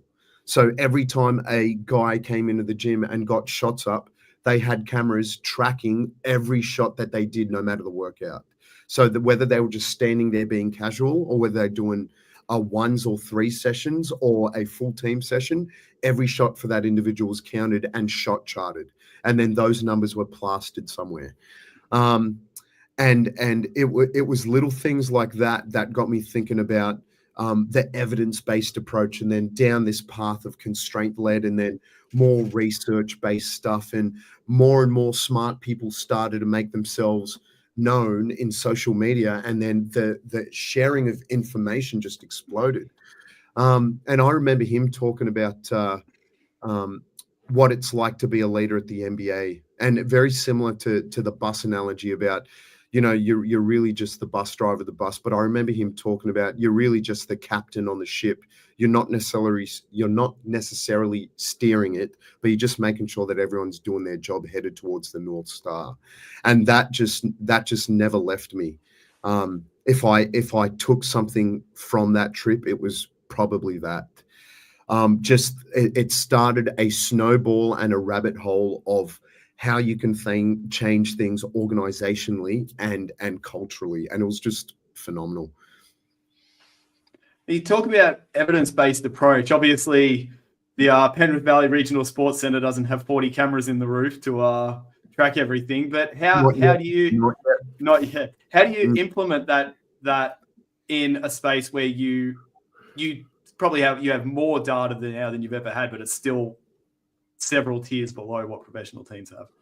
Yeah, and we're still very lucky to have immense data coming out. I mean, we've got Synergy in access to us as a coaching fraternity at this level, and we also thankfully have the great efforts of Duncan Berg doing some advanced stats for a lot of competitions around the country. So hoopsdb.net, if you're hearing that for the first time, you need to jump on it. And he pumps out some unbelievable advanced stats. But if we're doing things at the stadium, I mean, constraints lead to innovation. We could just get smartphones to record it. We can get development coaches to kind of chop up the film for us. We've got Glory League at our stadium, but it's not on all the time. So if we ever get the footage to go down that path and we have the time to chop it down, then that's what we'll do. But typically the numbers that get spit out by Synergy and HoopsDB is great evidence enough for us. I'm so glad you mentioned HoopsDB, because I'm on it before every episode. It's what I use for all the stats we did for the preview shows. It's honestly one of the best tools we have, and it's free and just available for anyone to have a look at. Yeah, and he's doing some unbelievable work, Coach Duncan. So all the credit and power to him. Yeah, almost best kept secret. And then there's Synergy as well, which I need to spend a day learning. But the word synergy just always reminds me of the original series of The Office, when David Brent talks about synergy. Yeah, that's right. Another deep cut TV reference there for this episode. I think I'm up to 3 now, or at least 2. Anyway, I digress. But are there many learnings you take from each of your roles at BNSW and at Penrith that you can use with the other, transference of skills, so to speak?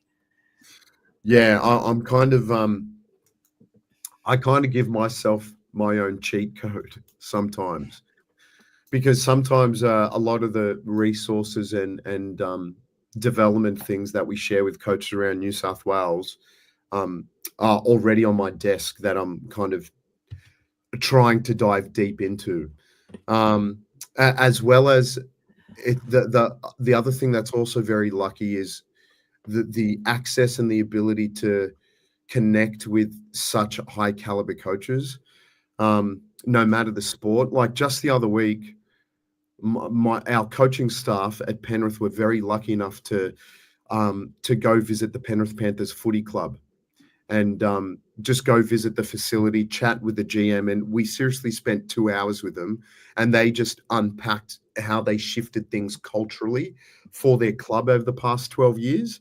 And then how they got down the process of being back-to-back champions in the NRL, which has never been done. And it was just so interesting to just be in the same room and just listen to a couple of their youth coaches, the GM and their chairman, just talk about just these absolute magical things. And one of the things that I took away was we went into their film room, and in their film room, they had this little sign that was facing the athletes as they sit down, and the thing on the sign said, "Don't ever leave this room confused." And it was just little things like that, just little messages to just everything was catered to ensure that the education of the athletes was at its maximum. And that's the shtick that they were going for. They were trying to be the best at the league at being the best educators of their athletes. And it was just absolutely magical to witness that and to feel as well. So it's no wonder that they had the success over the past few years that they've had. And now with the change of leadership, now they're just going through a process of trying to rebuild that again. So come on the Penrith Panthers in the footy, that's for sure. But then vice versa, on the other side, the things and being on the sideline coaching in NBL 1 East, I can also get a feel of being on the front lines of what our coaches in New South Wales also need to get better to help their development. From an NBL 1 East level, I'm only getting that feel, but at least I still get to coach and be on the front lines with the other coaches. And hopefully that will take me down a path where a coach says to me, "Jarrod, I feel like we're missing this in our development." And then I can go back to my role at BNSW and try to do something about it to the best of my ability. So, it very much works hand in hand. So, and Brett Coxage, my boss, who's an unbelievable human being. He allows me to not only do my job, but also gives me the ability, along with Maria, allowing me to coach an NBL 1 East team. So, work is priority, but being in the season, definitely have to sacrifice the time to do our best and have my focus there for sure. Sorry, I only chuckle a little bit when you mentioned Brett, because I've known Brett since he was the ITC head coach when I was in ITC. That was a long time ago now. I think Brett Coxage has been everyone's head coach at some stage. Oh yeah, and he was scary back then, Jarrod. And if you didn't have your diary up to date by next ITC camp, look out. Yes. And that's the thing I appreciate about Brett, is that he definitely does not share any fluff with you. And I mean, what else could you ask for in a boss and a mate? That's for sure. Yeah, that's right. There's certainly a time to be, like we were talking before, direct and objectively direct. Don't have to be mean about it. But you can tell him when you see him at work tomorrow that I still remember how strict he was with our diaries at ITC. But bring up a really good point when you spoke earlier about how your aspirations is to, really in coaching education, because then you're indirectly accessing, providing education to more players by providing the education to the coaches. I think a lot of times people forget how, there's a lot of discussion about how there aren't enough venues for kids to play, and there's heaps of kids that want to play, not enough venues, not enough space, etc. And that's all great. And then when it comes to the time where the kids want to start playing reps and they can't get in a team because there's not enough coaches, or they have to rely on parents to coach rep teams, and then they wonder why the kids aren't getting developed. That, to me, in combo of what you said about coaches' education and then not having enough good coaches in rep programs, identifies a really, really big gap in basketball development in general. There's so much onus and so much resources now for athletes to go and develop their skills as an individual.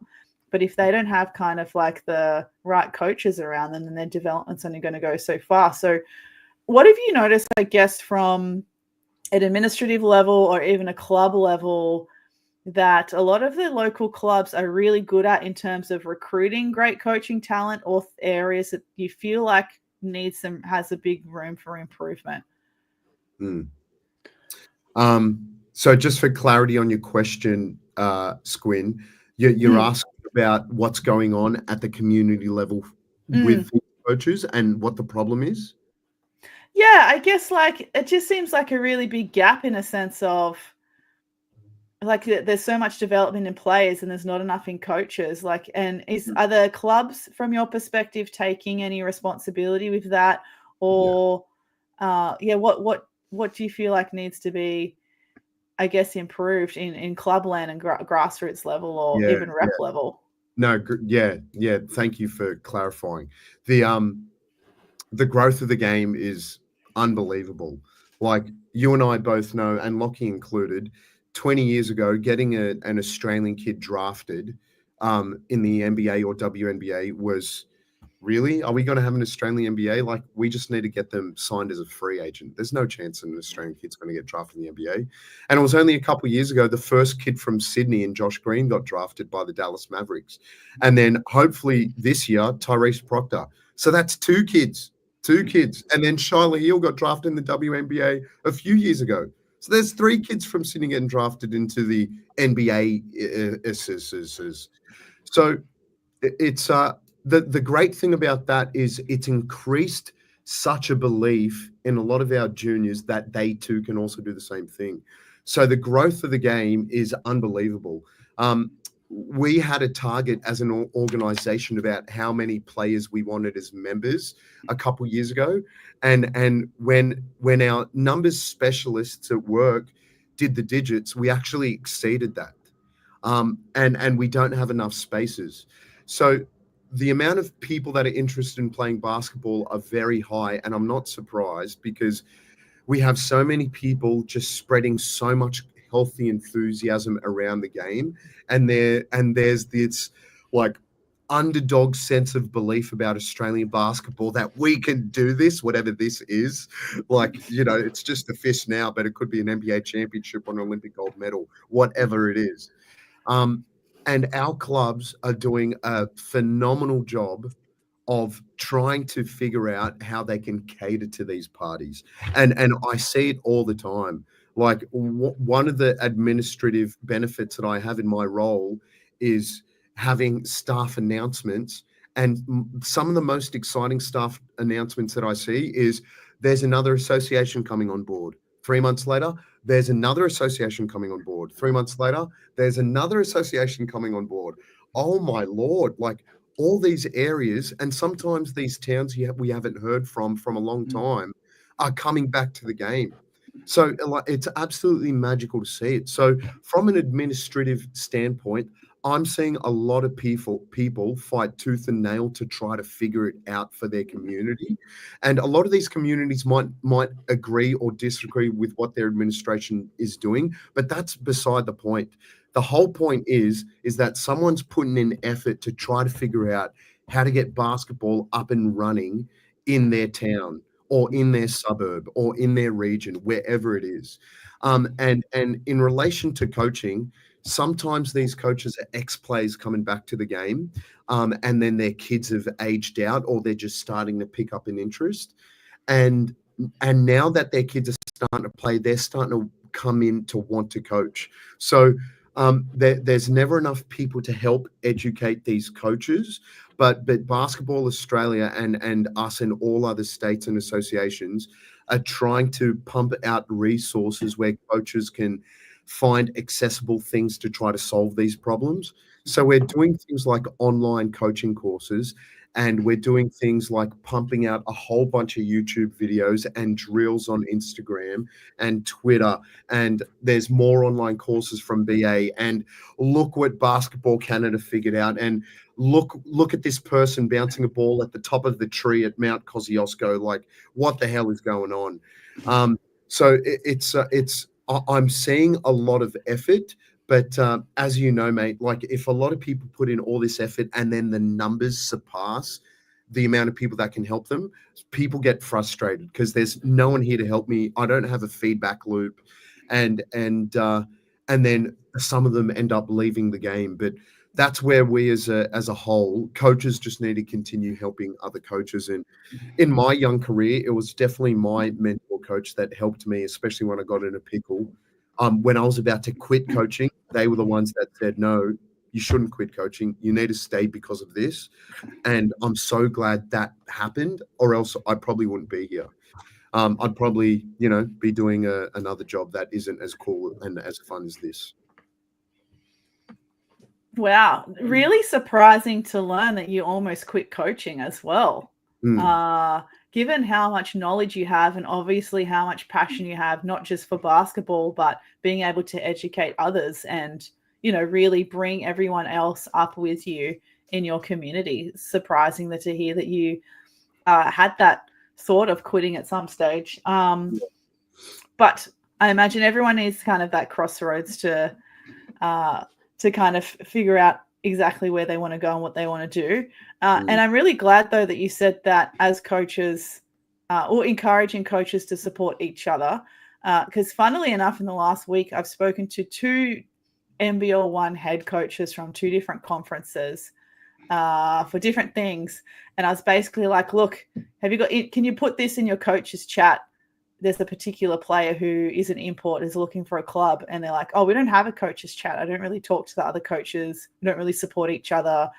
I'm not really friends with them. And I was really, really surprised because I just kind of had this idea in my head that everyone was besties and was in a bit of a group chat, comparing notes and things like that. But I guess that's not the case.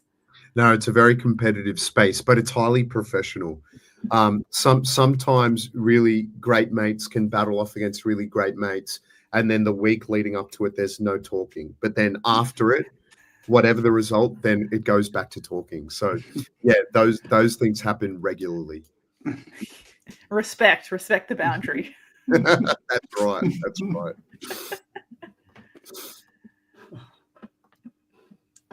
But circling back to coaching and NBL 1, tell us about the program, the NBL 1 men's program at Penrith. What is the identity that you're trying to build around this NBL 1 men's team? Yeah, well, the identity we wanted to build is really an extension of the community. I mean, as you know, Western Sydney and Penrith is a very blue collar area, and there's also a mix of white collar in there as well.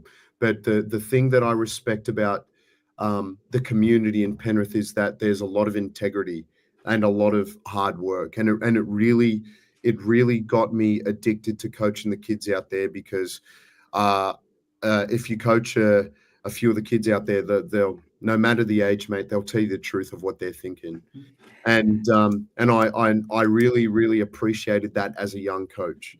And I kind of also really enjoyed that like chip on the shoulder of the kids that were coming out of the area. I mean, the clubs produced the likes of Josh Green, Tali Tupea, Matt Nielsen, Ben Knight, and like a lot of these players ended up playing for Australia and even a couple of them captaining. And it's just absolutely magical. So the blue collar work ethic that comes with the honesty and the integrity, but it's also the grittiness and the fight of the kids out there that is addictive to coach. So the identity of the team has really evolved over these past 3 years. When we came in year 1, we weren't really sure how we were going to shape this and what we had in front of us. So we kind of selected a team at trials and then just gave season 1 a stab. And then we had an idea and we implemented some lessons that we learned from season 1 into season 2. And then in season 2, then it started to become clear about the direction that we wanted to take it. And now that we're up to season 3, we've just absolutely doubled down on investing in local kids in the area, as well as bringing an import to kind of to complement that as well. So, I mean, we've got the best of the Western region, if any kids in the Western region want to play, or Western Sydney. I mean, we've got McCall from Blacktown, and we've got Jack McWilliams, who's a product of MacArthur basketball, Camden Valley basketball, and Bankstown, and we've got Miguel Campos, who's a Camden Valley junior via Bankstown to Penrith, and then we've also got the like of Zeke Evans, who's a Lithgow legend and a strapping young lad who's just unbelievable, as well as a whole bunch of Penrith local kids from the Fatui Moe twins to Jonah Perez, who I've been coaching since he was 9 years old, to NBL veteran Ben Kierans and University of Albany product, Adam Lulka, who comes from the mountains. So it's just it's absolutely special, the identity that we've built over these past 3 years, and we've figured out something that we want to hold on to every year. But I just absolutely love coaching the kids out there, and the men are the same. I just have a huge soft spot for them, and yeah, that's what we've kind of doubled down on as our identity. Just blue collar kids just coming out of Western New South Wales. And is the Western New South Wales region something you really want to focus on tapping into? Because obviously, like, the women's team's got Tegan and Malik. You've had Sezi and M Matthews before, and now you've got Z. Is that really something you want to, like? I know that the Penrith Panthers rugby league team do it really well. They really target, over the mountains. Is that something you are trying to tap into? Yeah, well, it's definitely definitely a public ambition that I won't hide. I think it'd be silly to basically say no to kids in the Western region. If there's a kid from Dubbo that wants to play NBL 1, I'm not going to make him drive all the way to Maitland or to the Central Coast to play when he can just drive 2.5 hours down the road to get to training if that's what he wants to do or she wants to do. So, and I understand there are kids from the Western region that have played for other clubs. That's no problem at all. And I'm not going to undermine any other coach to try and get these players back to the region. That's certainly not our MO.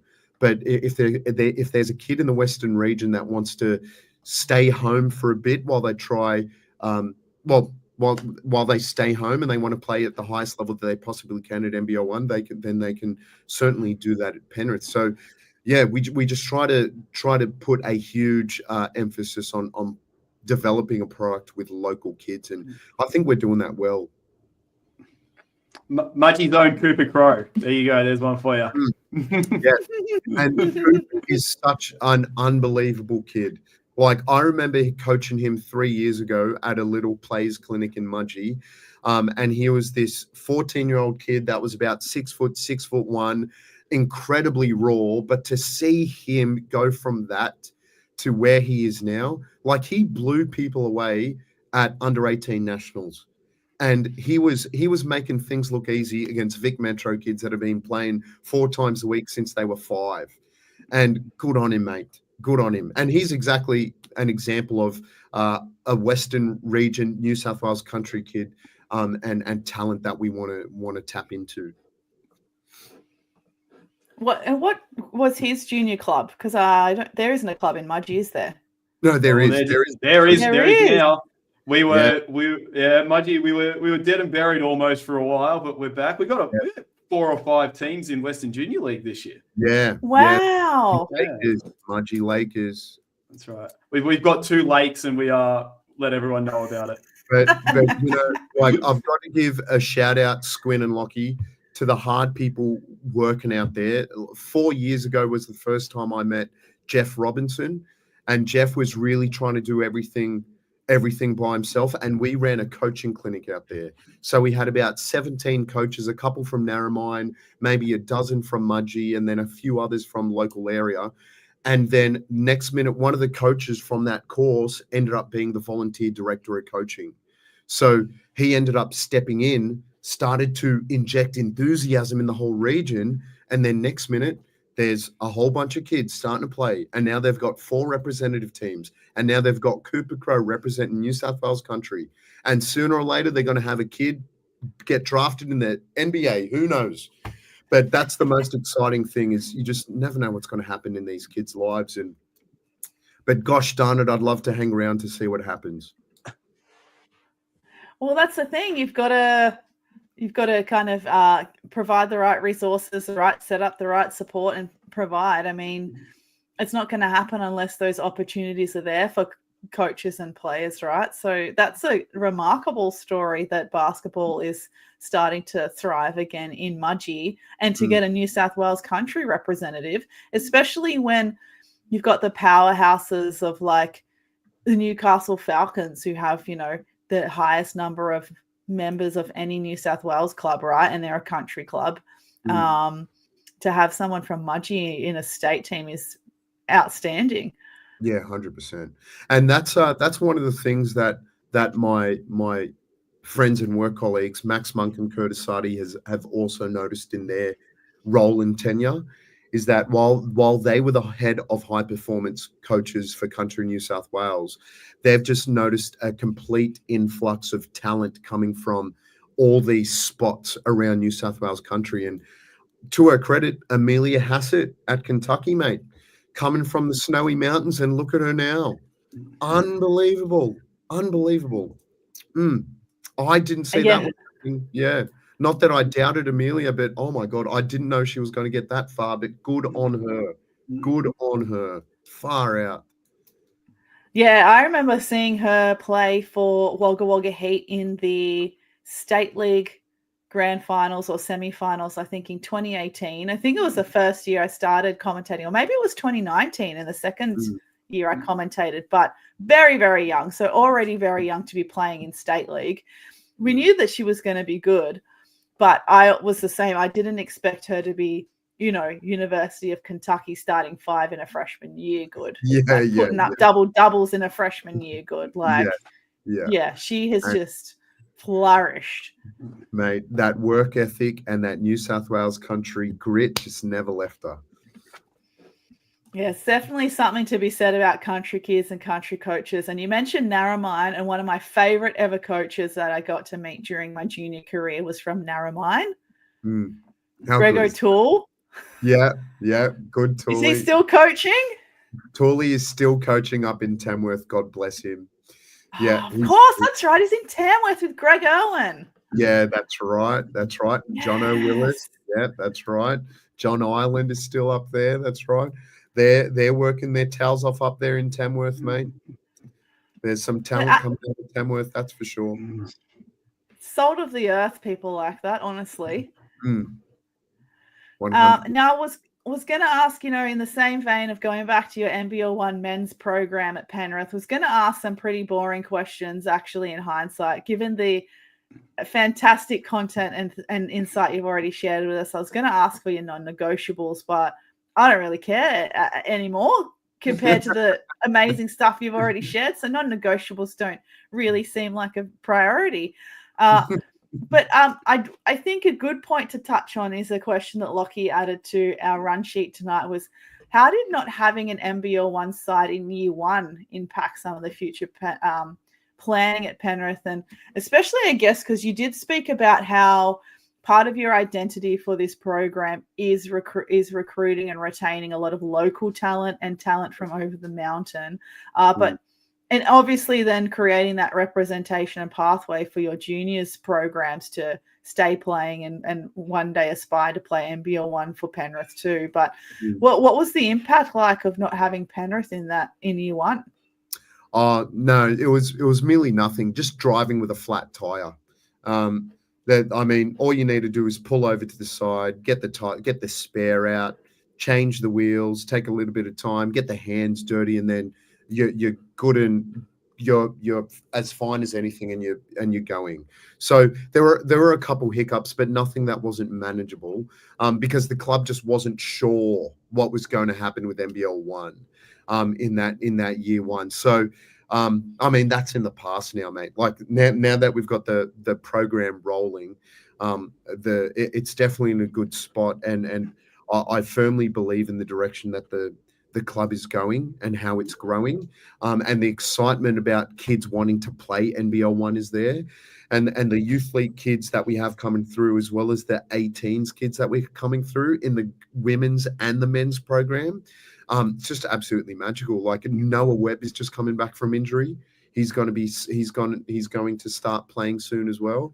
And we also have some fantastic 18s kids like August Stracker and Riley McNulty and not to mention the girls on the girls on the junior side as well, in Angie Tarko, that's gone to a couple Australian camps, and then the likes of Emma Rojaz, that's just been named in the under 16 Metro New South Wales team. So the talent that's coming out of that area is absolutely magical, and it's still a blessing to see that a lot of these kids started with Aussie hoops back in the day when I was still around. And now they're still playing and wanting to put on the New South Wales jersey and hopefully the NBL 1 jersey one day. And who knows where that will take them? We might even see Emma Rojas be the starting point guard for UConn one day. You just never know. Imagine that. And I think it says a lot about the program is that all the guys who left to play NBL 1 elsewhere have come back. Mm-hmm. Benny, Josh, Lockie Charlton, Miggy, Jonah, they've all come back to Penrith in the end, which I think is something that not every club has is fortunate enough to have happen. No, there's just a little mixed bag. One of them is the club is local for the guys, so it's just a lot more logistically convenient. But also a lot of them, it just kind of feels like home to them playing at Penrith. So, and I completely felt that. So we did our best to try to not undermine any coaches of other programs that these players were a part of to try to get them back. And we try to be as transparent as possible. But now we're up to the point where we have a completely local talent and team worth of players, which we're incredibly proud of. So hopefully we can just continue to build on that and see where it takes us.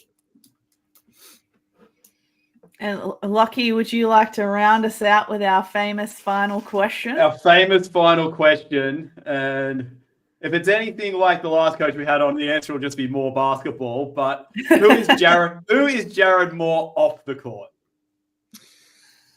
Jarrod Moore off the court is a optimistic, hyperactive boyfriend, son, best friend, mentee, mentor, likes to read books, likes to play video games, loves to go for 5 kilometer to 7 kilometer runs every now and again, and loves a great meal with a great mate, whether it's over a beer or whether it's over a lunch or a dinner or a brekkie.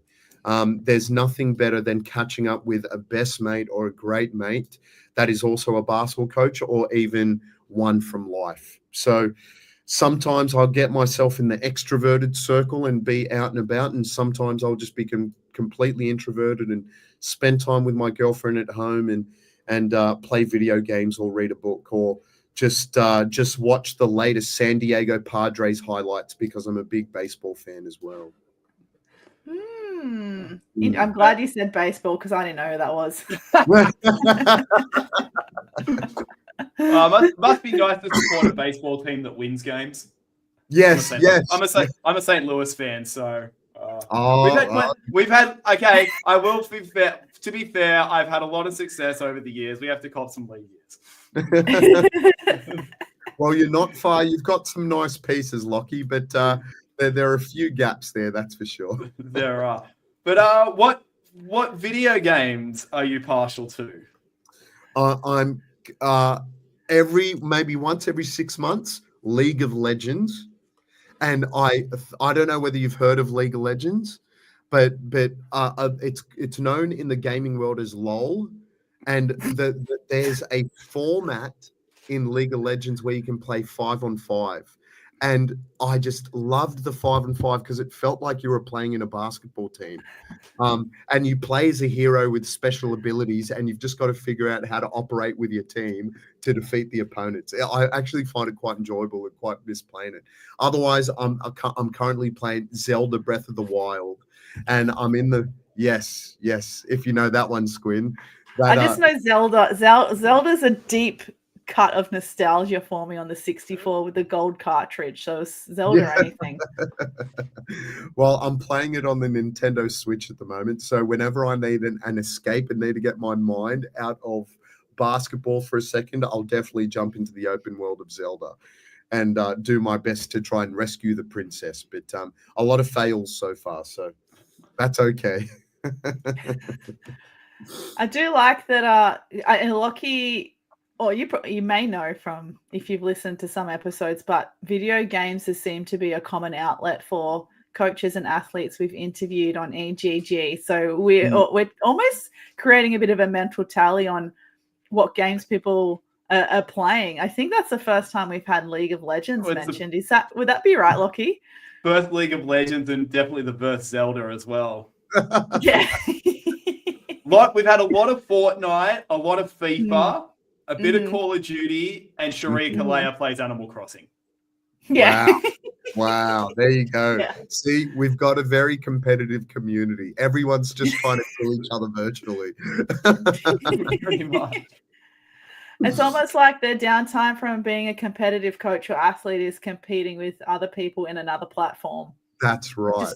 Just transferring the level of competition to something else, which is then weirdly relaxing from the main form of competition.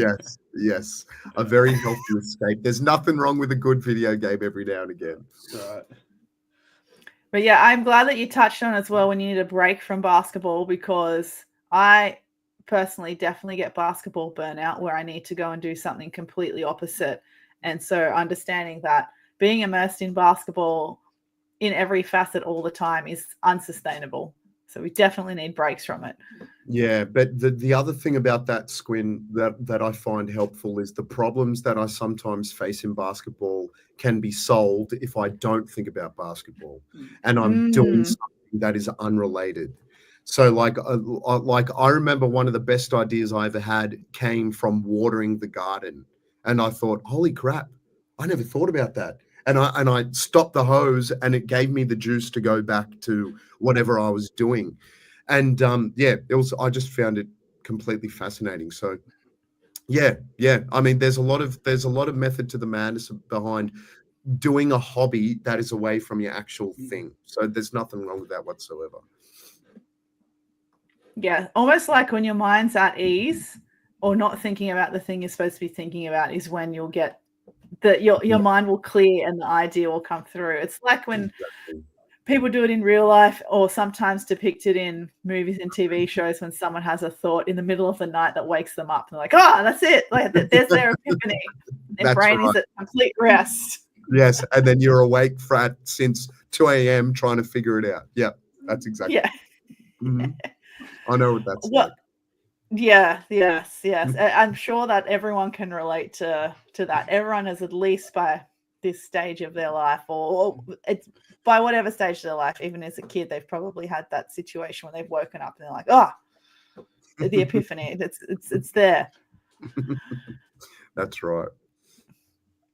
But Jarrod, you've been like an absolute delight. You've been such a fantastic guest for us on eScot Game. It was probably the first time I can remember where an answer to a question has just been so well-rounded and insightful that we didn't know really what to say. It was it stunned us with how profound some of your answers and how considerate and thought-provoking they were. So we really, really appreciate you giving up your time to be a guest, but also being such a fantastic guest and being able to share how many layers there is to yourself as a coach and your role across our basketball community, whether it's there with your NBL1 side in Penrith or your role at BNSW. Just fantastic insights into your interests and your intelligence and what you're offering the game. So, we really, really appreciate you being a guest, especially after we ghosted you 2 years ago. No, that stuff I'm never stressed about. Never stressed about that stuff. It's all good. It is all good. But no, a big thank you to both of you for having me on and your continued enthusiasm to spread the love of the game. Like this goes super far, and you guys won't witness it, but deep down somewhere, if it impacts one person, it impacts many. Yeah, let's hope so. And I think that's the perfect quote to end the episode. So, best of luck for the rest of the season as well. We're definitely rooting for the Penrith Panthers and the development of the program. But thanks again for being a guest. And Lockie, what do we like to say before we wrap it up? First, we usually give out our Good Egg Awards. We do give out our Good Egg Awards. See, what would I do without this guy, Jarrod? Honestly, do you want to stick around for our Good Egg Awards for round 5, or let's do it? Let's do it. All right, take it away, Lockie. Who's your Good Egg of the week? My Good Egg of the week and of basically the season so far is Center of Excellence's own Sataya Fagan. She just keeps showing up. She's got 4 double-doubles, and in 6 games, in one of those other games, she had 9 rebounds. So near enough's good enough in my eyes.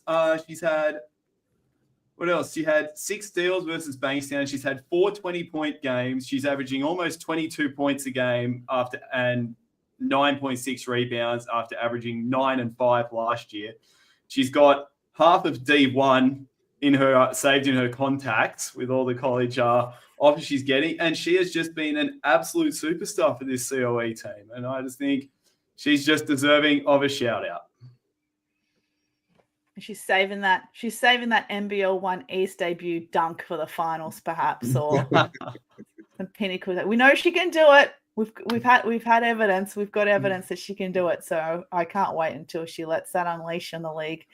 But my good egg of the week is, I'm just going to give a quick shout out to the Hills Hornets men's team, who got a very important and thrilling 1-point win at home over the North Bears on the weekend, led by Zach Hudson, who had 25 points, 7 rebounds, 2 assists, and 3 steals, shooting at 52.38% overall from the field. Only their second win for the season so far, but the season is still very young and they've only been losing games by 1 or 2 points here and there. So they're my good egg of the week for clinching that very tight win. And they're currently leading Inner West 48-37 in the middle of the third quarter. And Zach Hudson already has 15 and 8. No way. Wow, there you go. Wow. All right. That's a very timely update, Lockie. Well done on that pickup. This could be huge if they're rolling off the hype off the beating North on the weekend, transferring that into this game against Inner West, who have also been performing at a very high level so far this season. Wow, there could be a robbery here on the Tuesday night. Yeah, very interesting. Very interesting. But yeah, now we've done the good eggs of the week. Hopefully, I haven't missed anything else. You've done everything now. All right, that's good. Are you ready to close it out, Lockie? I certainly am ready to close it out. Don't sleep on the East.